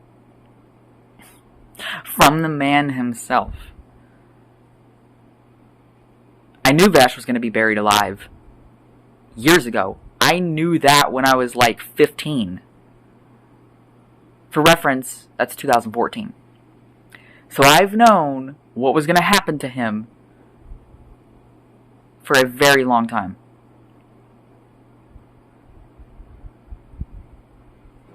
How am I crazy? I was drawing shit. Okay, when I was a kid, I was drawing shit that referenced what was going to end up happening. Don't fuck with me. I am so serious. And I'm saying this stuff because it's very important for you guys to realize that I know what I'm talking about. And it's not an isolated thing. Reality 13 and Reality 31, we're Reality 31, these two realities have synchronicities with each other. I use his reality of origin as reference of, okay, what could we expect here? What's the similarities? What's the correlations? What's going on? You know, because it seems like they grab from the same tools, they worship the same deities, they sacrifice children, they do the same shit, they poison our food, they do the same things that was happening in Vash's reality of origin. It's just, they're about like 66 approximately years more technologically advanced than us. That's why the depictor creator of Cyberpunk thinks that it takes place in the future, when actually it's been the now of there. It's already been happening. You know, brain dances are already a thing. They've been a thing for decades. The corporate wars happened decades ago. It's not the future. It's just more of like, that's what year it'll be, maybe for us to be technologically advanced enough, maybe. Unless we accelerate, we might be able to actually cut that time in half. I do not recommend that. Please do not. Please. Like, someone grab Bill Gates and strap him to a chair so he never creates anything ever again. Strap him to a chair. Like, that's it. You do not get to do this anymore.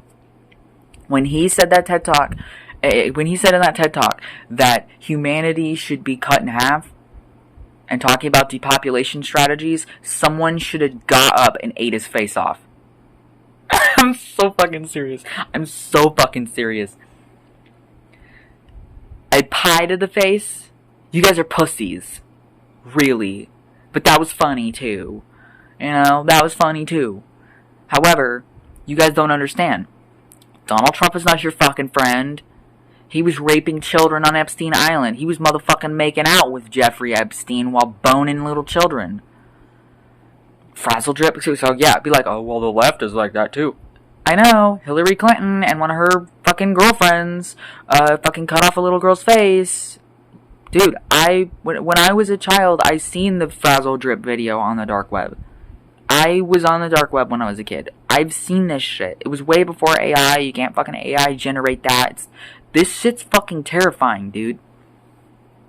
And people don't believe me. Like, yeah, that's just an urban myth. That's just a story people make up. You want to fucking bet? Dive into my brain's memories then, and you'll see for yourself the moment that I fucking saw the video and was crying, sitting on my bed, fucking like 12 or 13 years old, going, what the fuck is actually happening? Like, there's no way that's Hillary Clinton right now, but it like literally is her. Because like nobody looks like her. And it's like, what the fuck? There's videos of some of them fucking starting to morph into reptilians. It's caught even on television sometimes, where like their eyes will accidentally, they'll slip up, and they're like, and it does the reptilian thing, and then they have to correct it. And it's like, oh, caught it. They all, Biden? Why would anybody want to vote for Joe Biden? Or Kamala Harris? They're just as demonic as Donald Trump. And J.D. Vance. And all of them motherfuckers.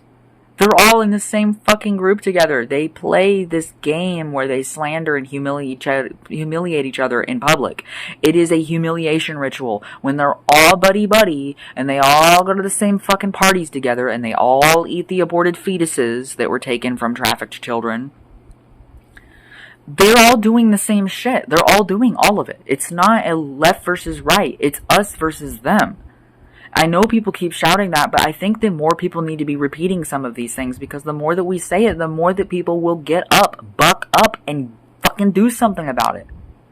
And not everybody has the same role. I'm not saying everybody needs to grab pitchforks and torches. Some people are meant to cultivate. They're meant to grow. They're meant to go, yeah, alright, I'll be, helping, but not in that way. You have the warriors, you have the foragers, you have the shamans, you have people who have different roles. Not everybody in the Third Street Saints has the same role. Not everybody has a gun to shoot, they all have guns, but not everybody's doing that. Some of them are mostly doing fucking witchcraft in their bedroom. Like, don't even fuck with me here. For the longest time, Shaundi was like not doing the violence super much, and she was doing things in her own way. She was networking by partying, connecting with people, doing a little bit of witchcraft here and there. How do I know? Because I grew up with Shaundi, because in Vash's reality of origin, Shaundi is my older sister. Don't fuck with me. I know her way more than you, and she'd never date any of your weird ass looking fucking bosses. Fuck off. Fucking weird boss. I am a boss. His name is Vash.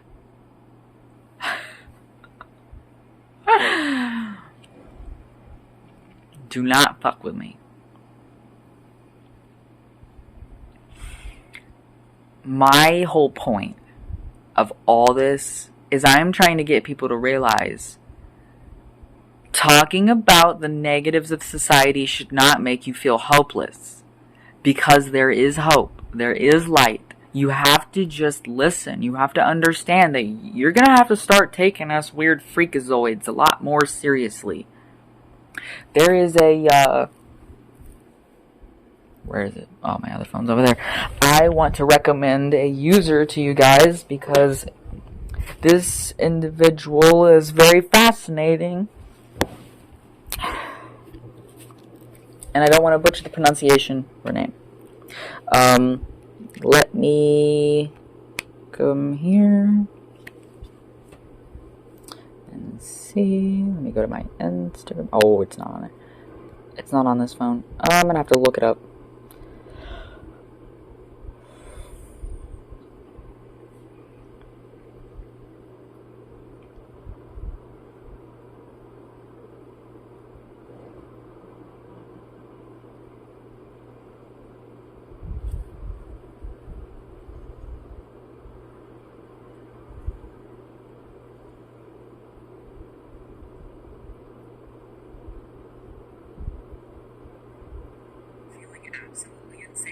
Okay. Yeah, I can't go to her profile. From the... I don't want to download Instagram.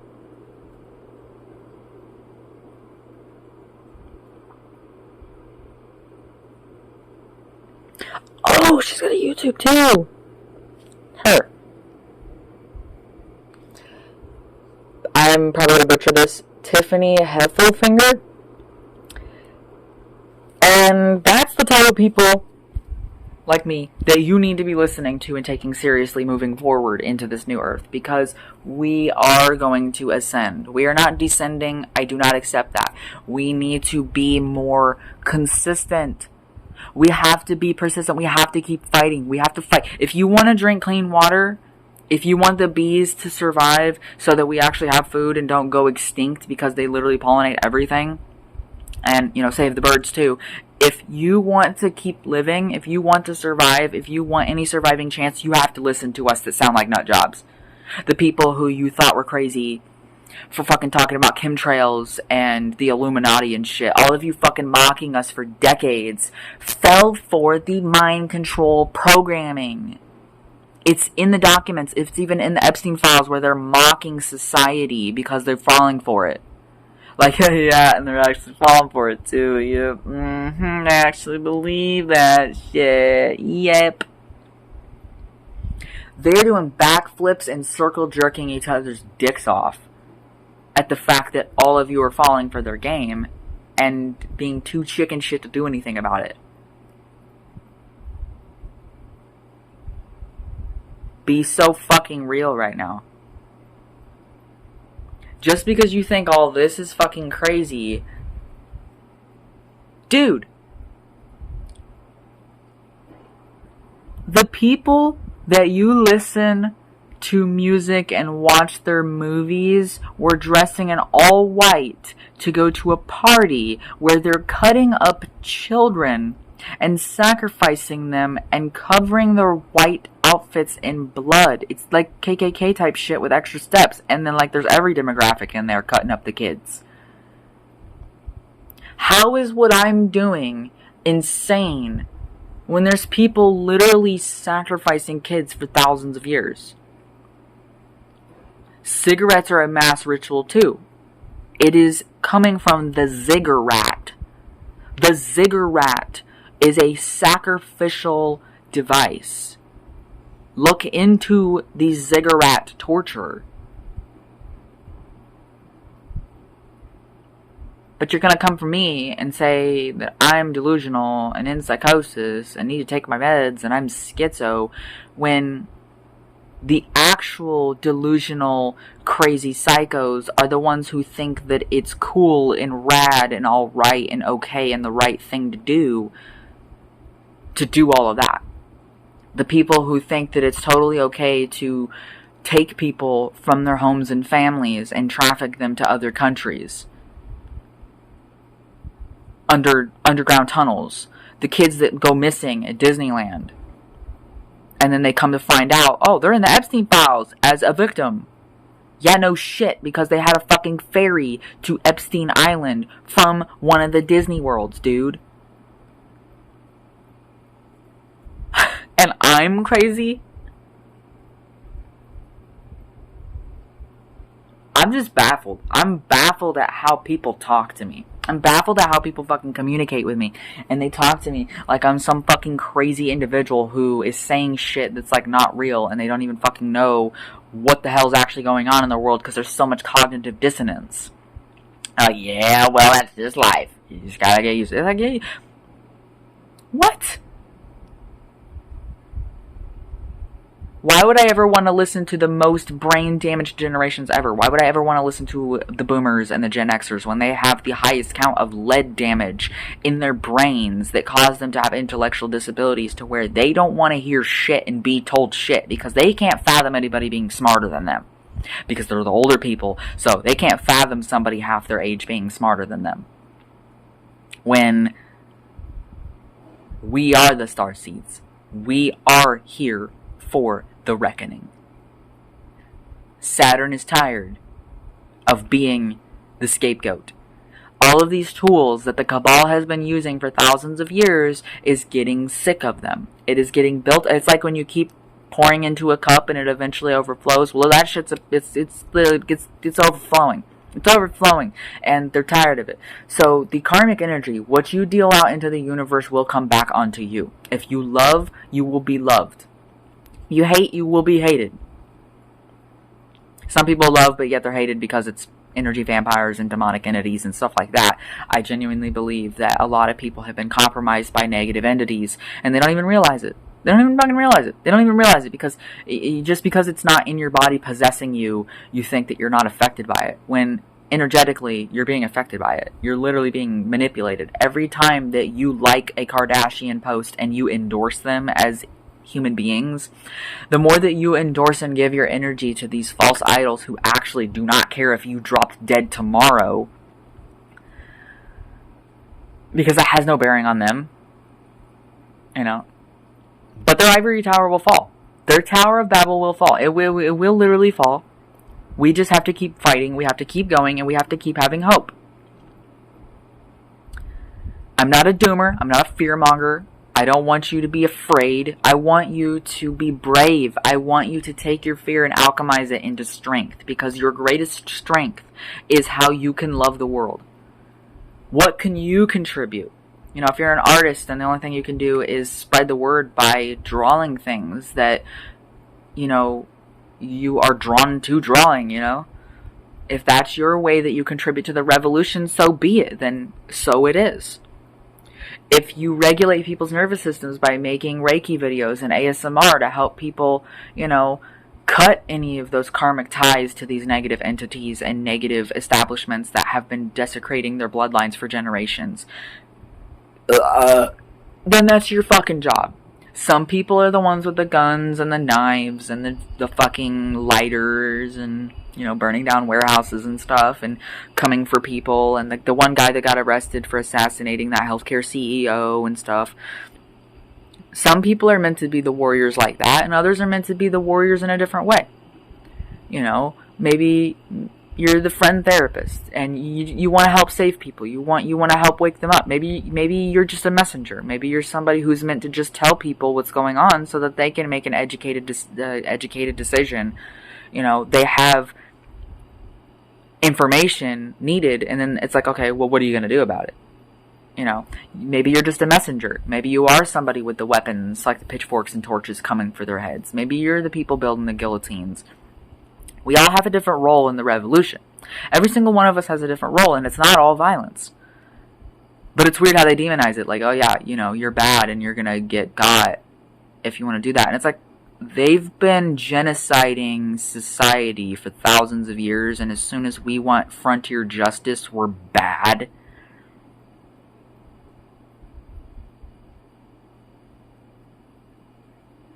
Do you see how psychotic that actually is? Do you literally see how psychotic that is? It's like this kid keeps hitting this dog, right? Like literally hitting them, pulling on the tail, just being abusive, and the dog bites them. So the family's like, "Yeah, we gotta put our dog down, and you know, because he bit our kid." Like, what the fuck did the kid do to cause it?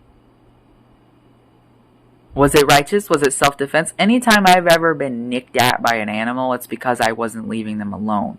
And I didn't get the memo. Like my own cats. I'd be petting my cat, and she'd be loving it. And then she gets sick of it, and she's like, "Mrr," and I'm like, dude, you just liked it, what the fuck? And she's like, "Rah." And I'm like, okay. That was my bad. That was my fault. What? You fucking kill the cat because it's self-defense? That was why I let myself get beat up in school, because I was literally told that I was going to be taken to jail if I punched a kid in the face because they kept shoving me. I was physically assaulted. I was bullied in school, dude. And I let it happen because I was like, I want to stand up for myself, but I don't want to get in trouble.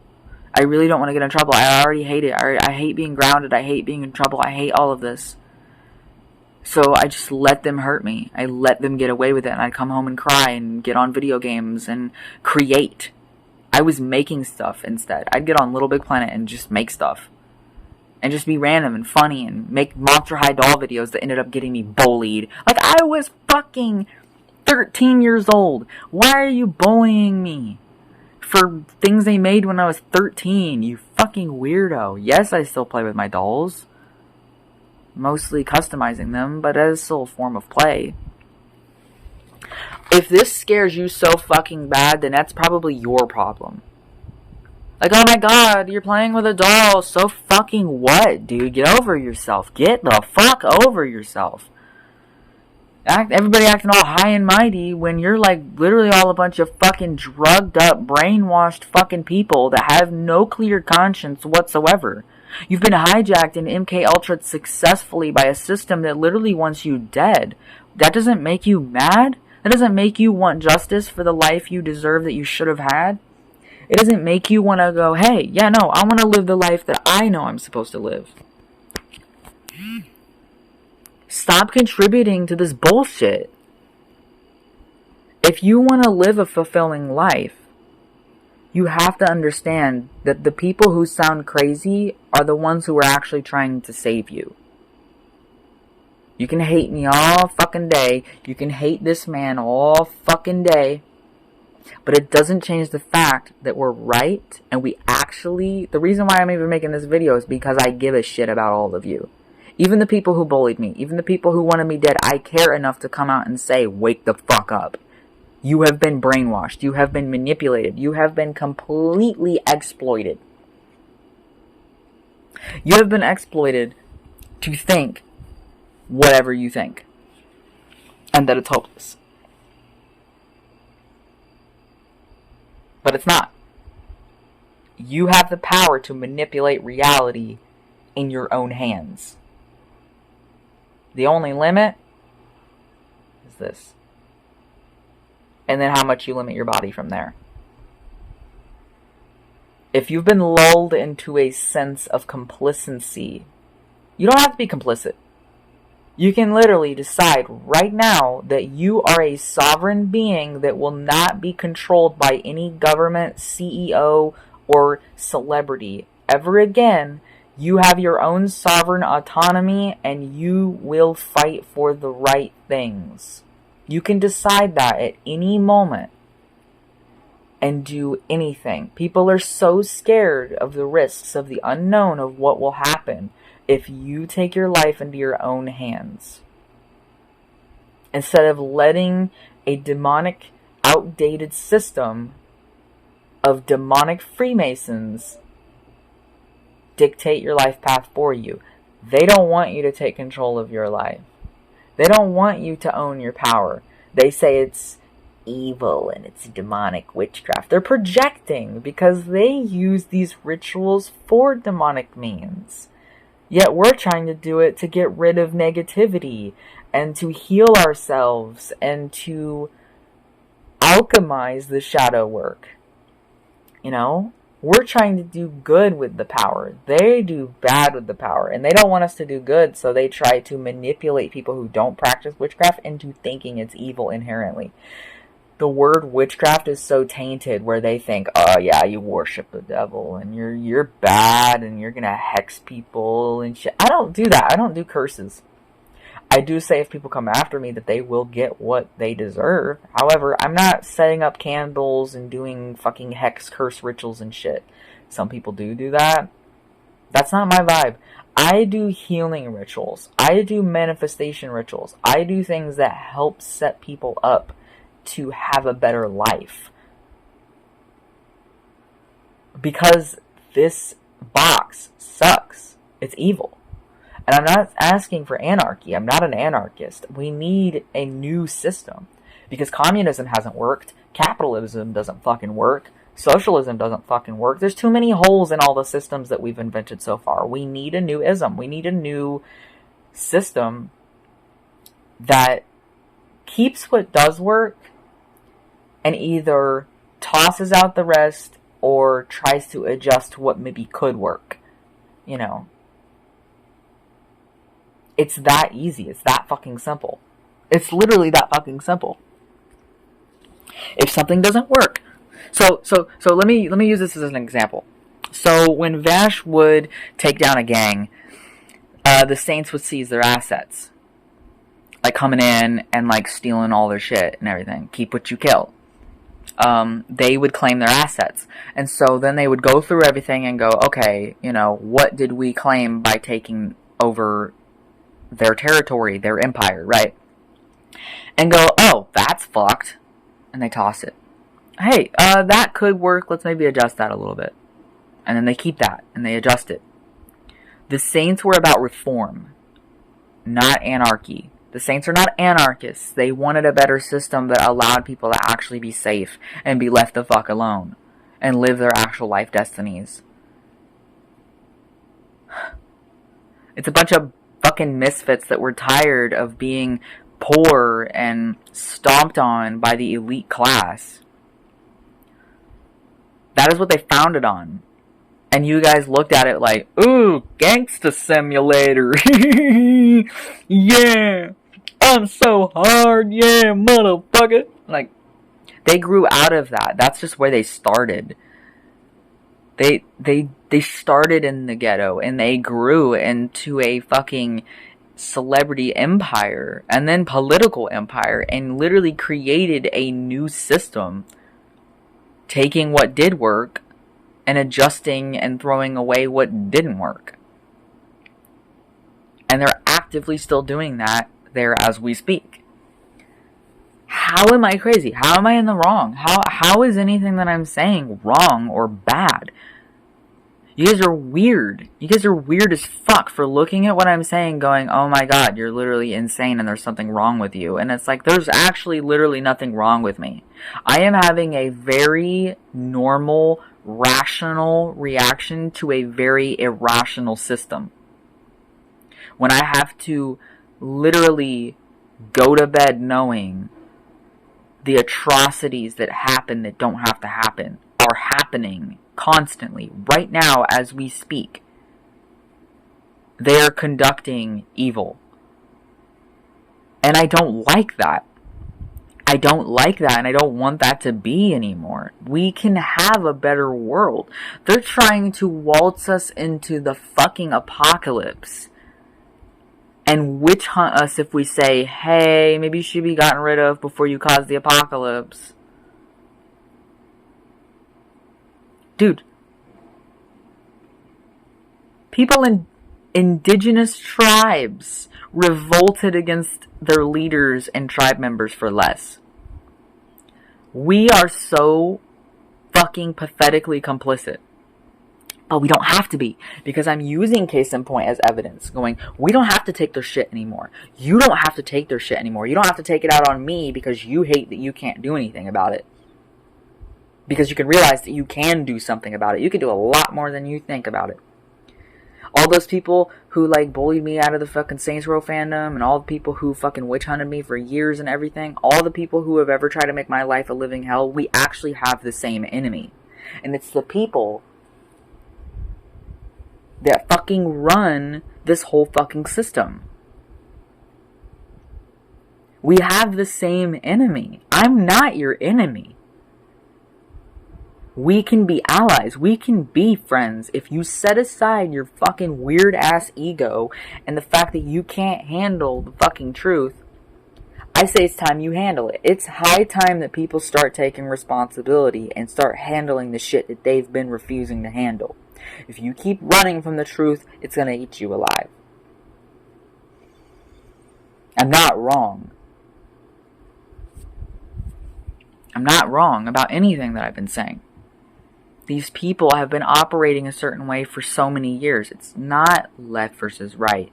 Stop identifying as a liberal. Stop identifying as a conservative. That's what they want you to do. They want you to think that showing up to the polls makes a change. They want you to think that endorsing so-and-so of the Democrat Party is gonna fucking change anything. It's not. It's not gonna change shit. You know what's gonna change something? You are gonna change something. Start small. Start by just no longer wanting to take their shit.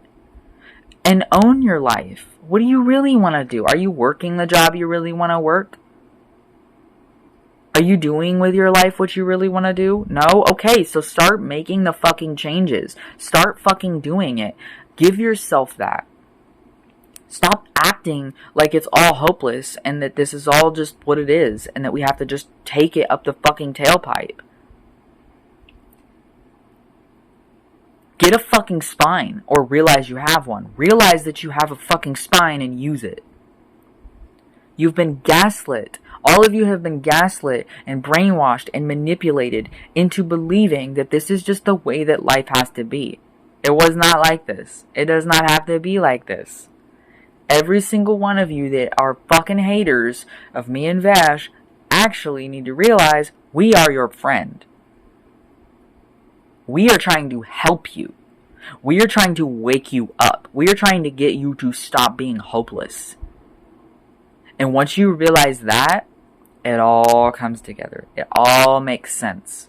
It all pans out and you're like, oh wait, never mind.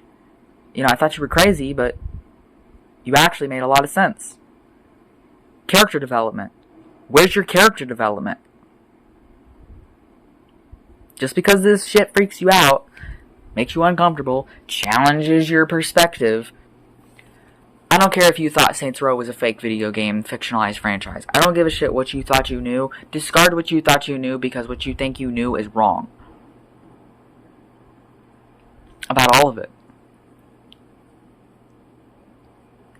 My lips are dry as fuck because I'm thirsty.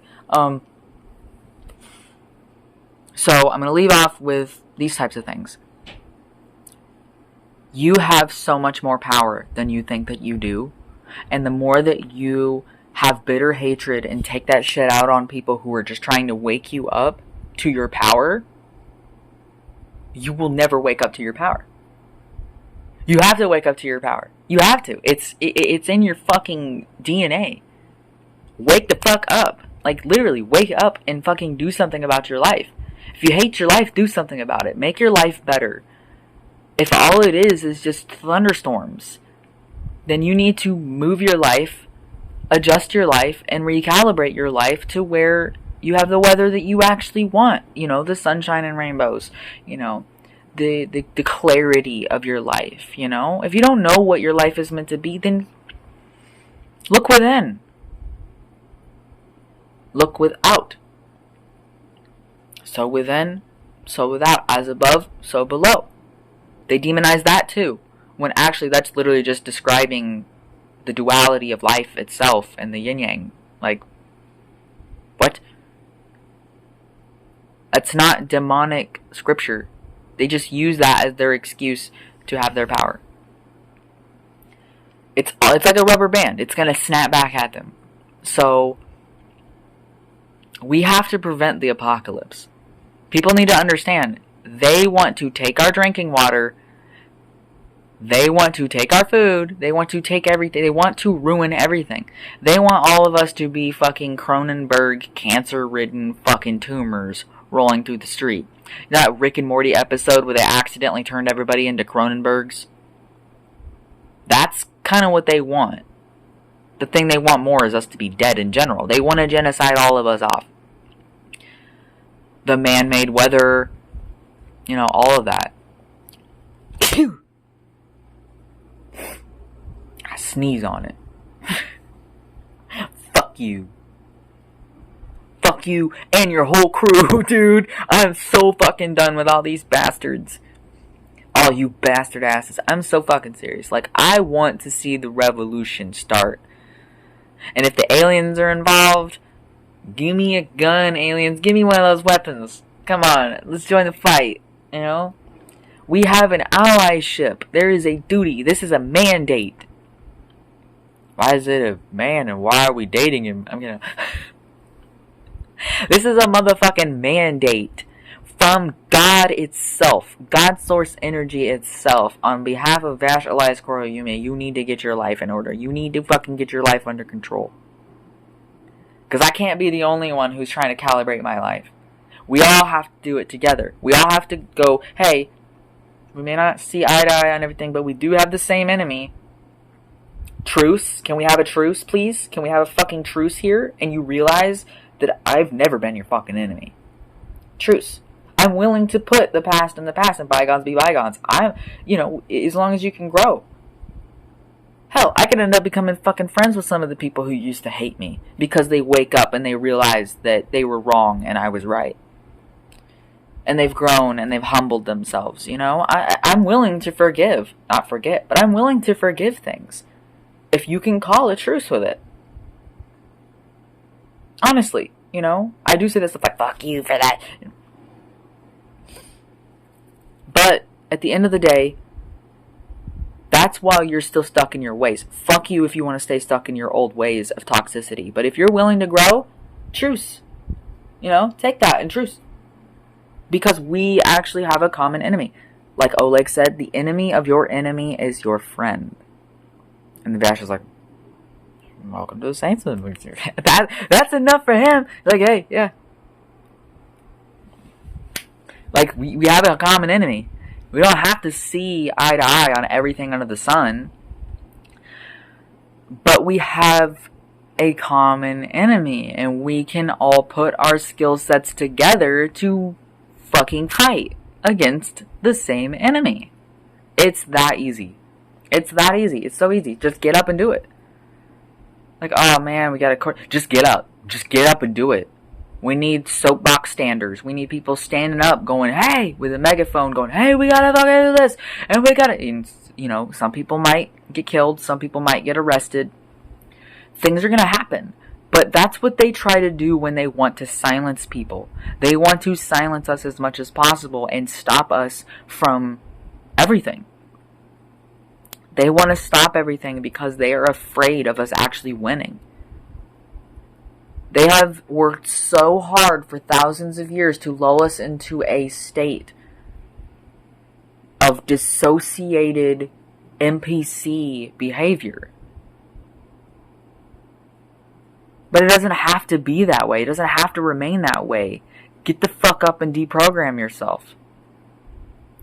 You guys love the Matrix and love the fucking concept of that, but it's like, are you doing that though? Are you making the effort of the very things that you're like, wow, yeah, and oh yeah, and fuck the bad guys, and fucking yeah, you know? Like I was saying earlier, you side with the rebels in Star Wars. You know, the heroes of the media that is fictionally depicted. Mind you, of Vash's reality of origin too. So that's the really funny part, is it's literally being spelled out for you in your fucking face. Everything that is around us, for the most part, that's fictional depictions, like even Vocaloid, they're real there. Miku is a real android that exists there. She's not a voice program. She's a music artist that makes her own music. All of these things around us that are fictionally depicted, some stuff is still fictional there too. Like Little Big Planet and Katamari and stuff. Those things are still fictional there, but things like Bratz, Blood Rain, The Sims, Portal, Monster High, Cyberpunk, Marvel and DC, like, meta people and stuff. Tenchu, Saints Row, all those things are in the same fucking reality. K-pop Demon Hunters. They all have, like, a similar trope, don't you notice? Is, hey, there's bad people, and, like, we have to, like, do something about it, because, like, we can't keep getting stepped on. Yet you go, I love that movie, or I love that video game. Goes back to doing absolutely nothing about anything in your life at all. You're just consuming it as entertainment. You're not even using it as a tool. Like, it's not supposed to be pointless entertainment. You have been so indoctrinated and manipulated for a long time to believe that something is just supposed to be just entertainment. When actually, it's literally trying to teach you stuff. It's trying to teach you to wake the fuck up and do something about stuff. Like, come on, can it be explained any more simple? How can I get it through everyone's head? If I could tell everyone on Earth right now the same thing, I would tell them everything that I've said so far within this video. Everything that I have been saying in this whole thing, I wish that I could force everyone to watch this video so that people wake the fuck up and do something about everything that's going on. Because the more that we do nothing, the more that they control everything. The flock cameras, the generative AI, the fucking food, the food chain. They control the food. Nobody should have ever allowed these people to control the food. You control the food, you control the population. We have to reclaim control of the food. I say, okay, if we want those companies to still exist, we need new people leading these companies that are actually good people. Now, I'm starting to think millennials and younger. Because I just don't think older generations can be trusted anymore. I literally just don't think that no. And not everybody of younger generations is, in the clear either. Because for some reason, a certain demographic of my generation's Gen Z got manipulated into being closed-minded bigots for some reason. It's all that Andrew Tate bullshit. Those types of people. When you idolize those types of people, you are going to turn toxic. So you need to recalibrate your lives and rethink who you look up to. Who do you idolize? Who is it that you really actually idolize? You know, think about that. Think about all this. Think about everything. And come at it with a gentle approach. I'm not asking you to shame yourself for fucking up or being brainwashed. Don't shame yourself into oblivion. If you actually want to change, then that is evidence that you are still, you are a redeemable person because you want to make a difference. You want to change. But maybe you're too scared. Maybe you're too afraid to make the change.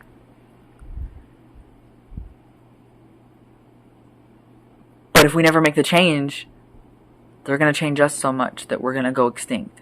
This whole planet will go extinct if we do nothing. We cannot sit back and do nothing anymore. We have to get up and do everything we possibly can all across the board. We have to create and destroy whatever possible to create the better world. Totally surprise them. We have to surprise them and go, oh shit, they broke out of the programming. You cannot program us anymore. I want us to get to that point. What's it going to take?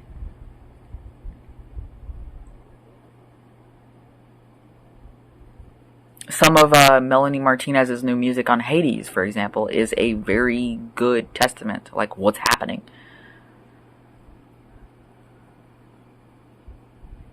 So listen to those songs too. We can't keep going on like this. We have to stand up and take action to protect ourselves and our loved ones and the world that we share together. We all live on this planet together. I don't care if you're 5,000 miles away. You live on the planet with me. The air travels. We are breathing the same oxygen constantly that is being recycled through our Earth system. The air I'm breathing now has been being breathed for millions of years by trillions of different species existing throughout time. We share this planet together, so we have to work together. Trying to just keep going to your life and, well, I gotta handle me. I just gotta handle me. I gotta handle me. That's why we're not fucking getting anywhere, because everybody's so self-entitled, thinking that all they gotta worry about is their own fucking self and nobody else. I don't know my neighbors' names. I don't know who the person's name is above me. I don't know who the people's names are next door to me. I don't know anyone's names. I could not tell you what any of my neighbors' names are. I don't know what they do for a job. I don't know nothing.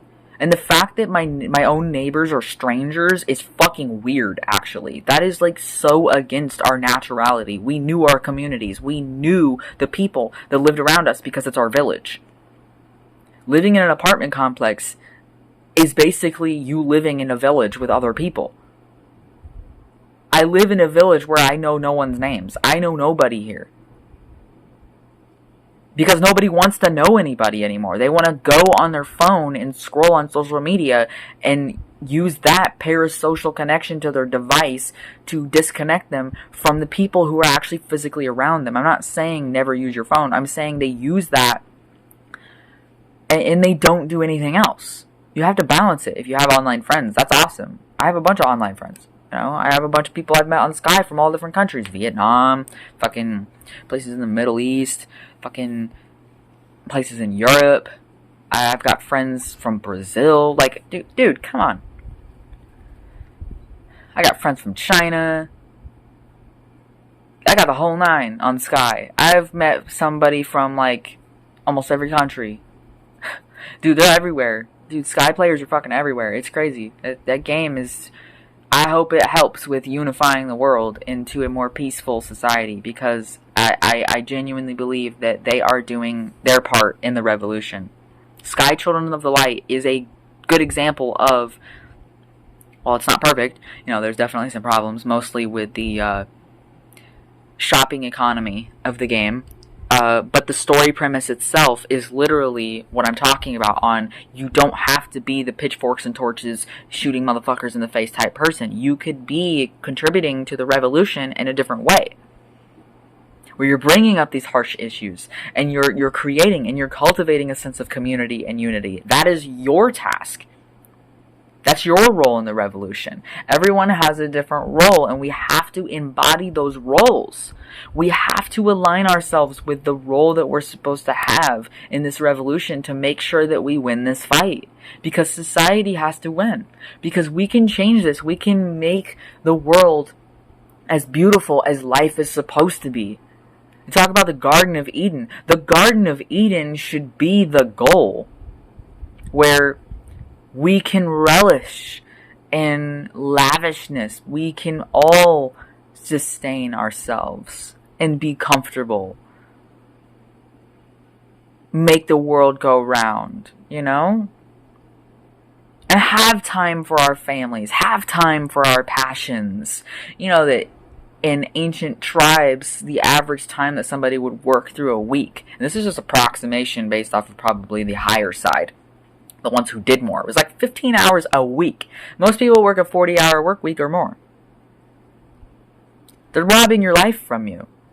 They're slaving you. You don't have to work that long. Some people only worked for a few minutes to maybe an hour or two or shit a day, and the rest of the day was spent at the campfire and hanging out and telling stories and having fun and painting and making shit. They looked at this fucking wall in the cave like, oh, I just left a handprint. Everybody, come do this. Let's all put our hands here, yeah. And then everybody's hands in the fucking tribe is on this wall. And they made something and are like, yeah, that looks cool. We were here.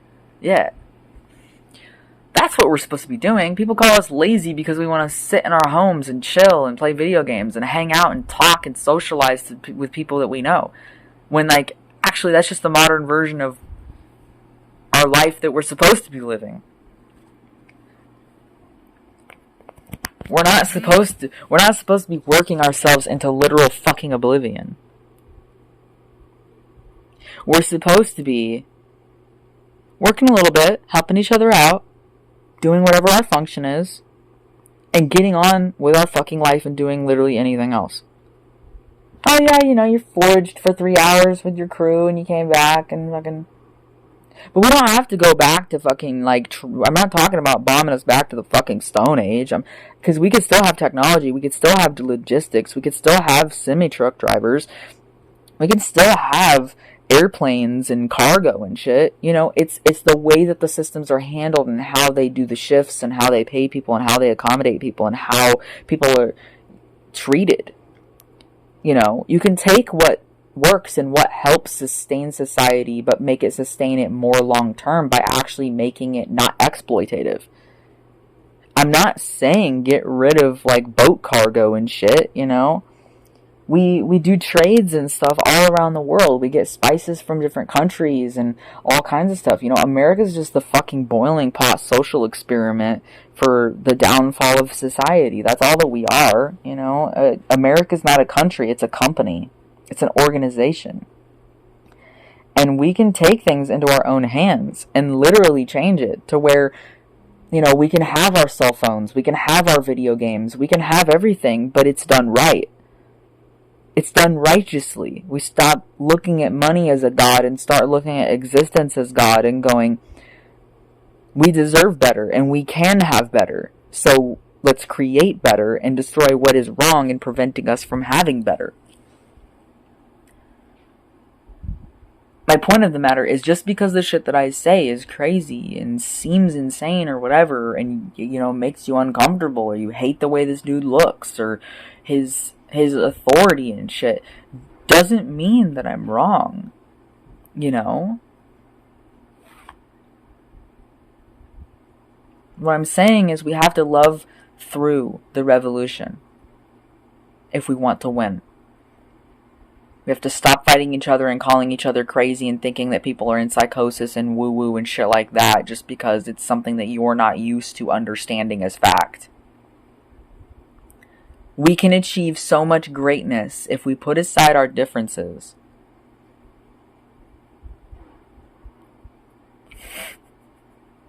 That's his face back there. Give me a minute, let's go closer. Because I'm about to end this off, so...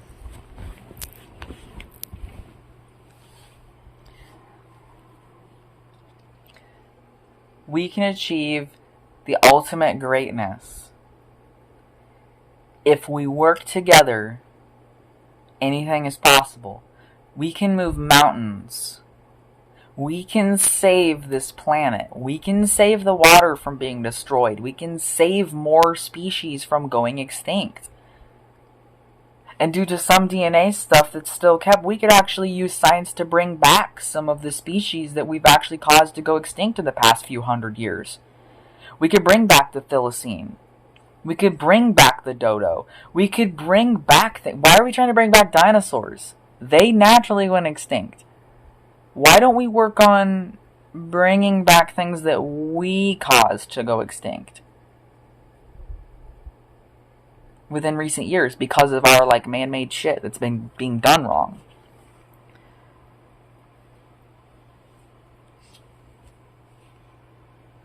I like to mess with my hair. But my point is, like, we can literally achieve so much if we put aside our fucking stupid, petty-ass differences that actually cause us to be literally in real danger. Put aside all those fucking differences and realize we have the same enemy. At the end of the day, when we all go to sleep, we all piss and shit, pee-pee, poo-poo, fart, and vomit. We're all organisms that are going to die someday. Hopefully of old age and not of fucking crazy shit anymore, right? I want people to expire of old age. Let people live long. So they pass of old age, not of stuff that happens to them because their people in power want them to be sick. Cancer should not be the most money-making industry in the medical field. That's evil. It's literally evil. They create it and they sell a fake cure that actually causes it to come back even worse. That is why Idol Ninja is no longer with us. Rest his soul. Because he was doing chemo and he beat it, but then it fucking came back and attacked him even more and it took his life. Okay, so don't even fucking play with me here. We have to change this system. And we can. There's so much negativity. Yes, you can acknowledge the negativity without getting hopeless. People get into this weird doomer thing like, you're being so negative. No, I'm talking about things that are happening actively that are negative. But we can make things better. We can change the world for the better. We can innovate. We can cure things truly. You know, we can make people live long and happy and healthy, living the lives they really want to live. Do you want a better world? You have to work for it. You have to genuinely embody it and believe that a better world is possible, because it is. And the more people that embody that, the more the revolution is in our favor. God is on our side. We have to be on each other's side. It's our time now. Let's get this shit started. Peace out.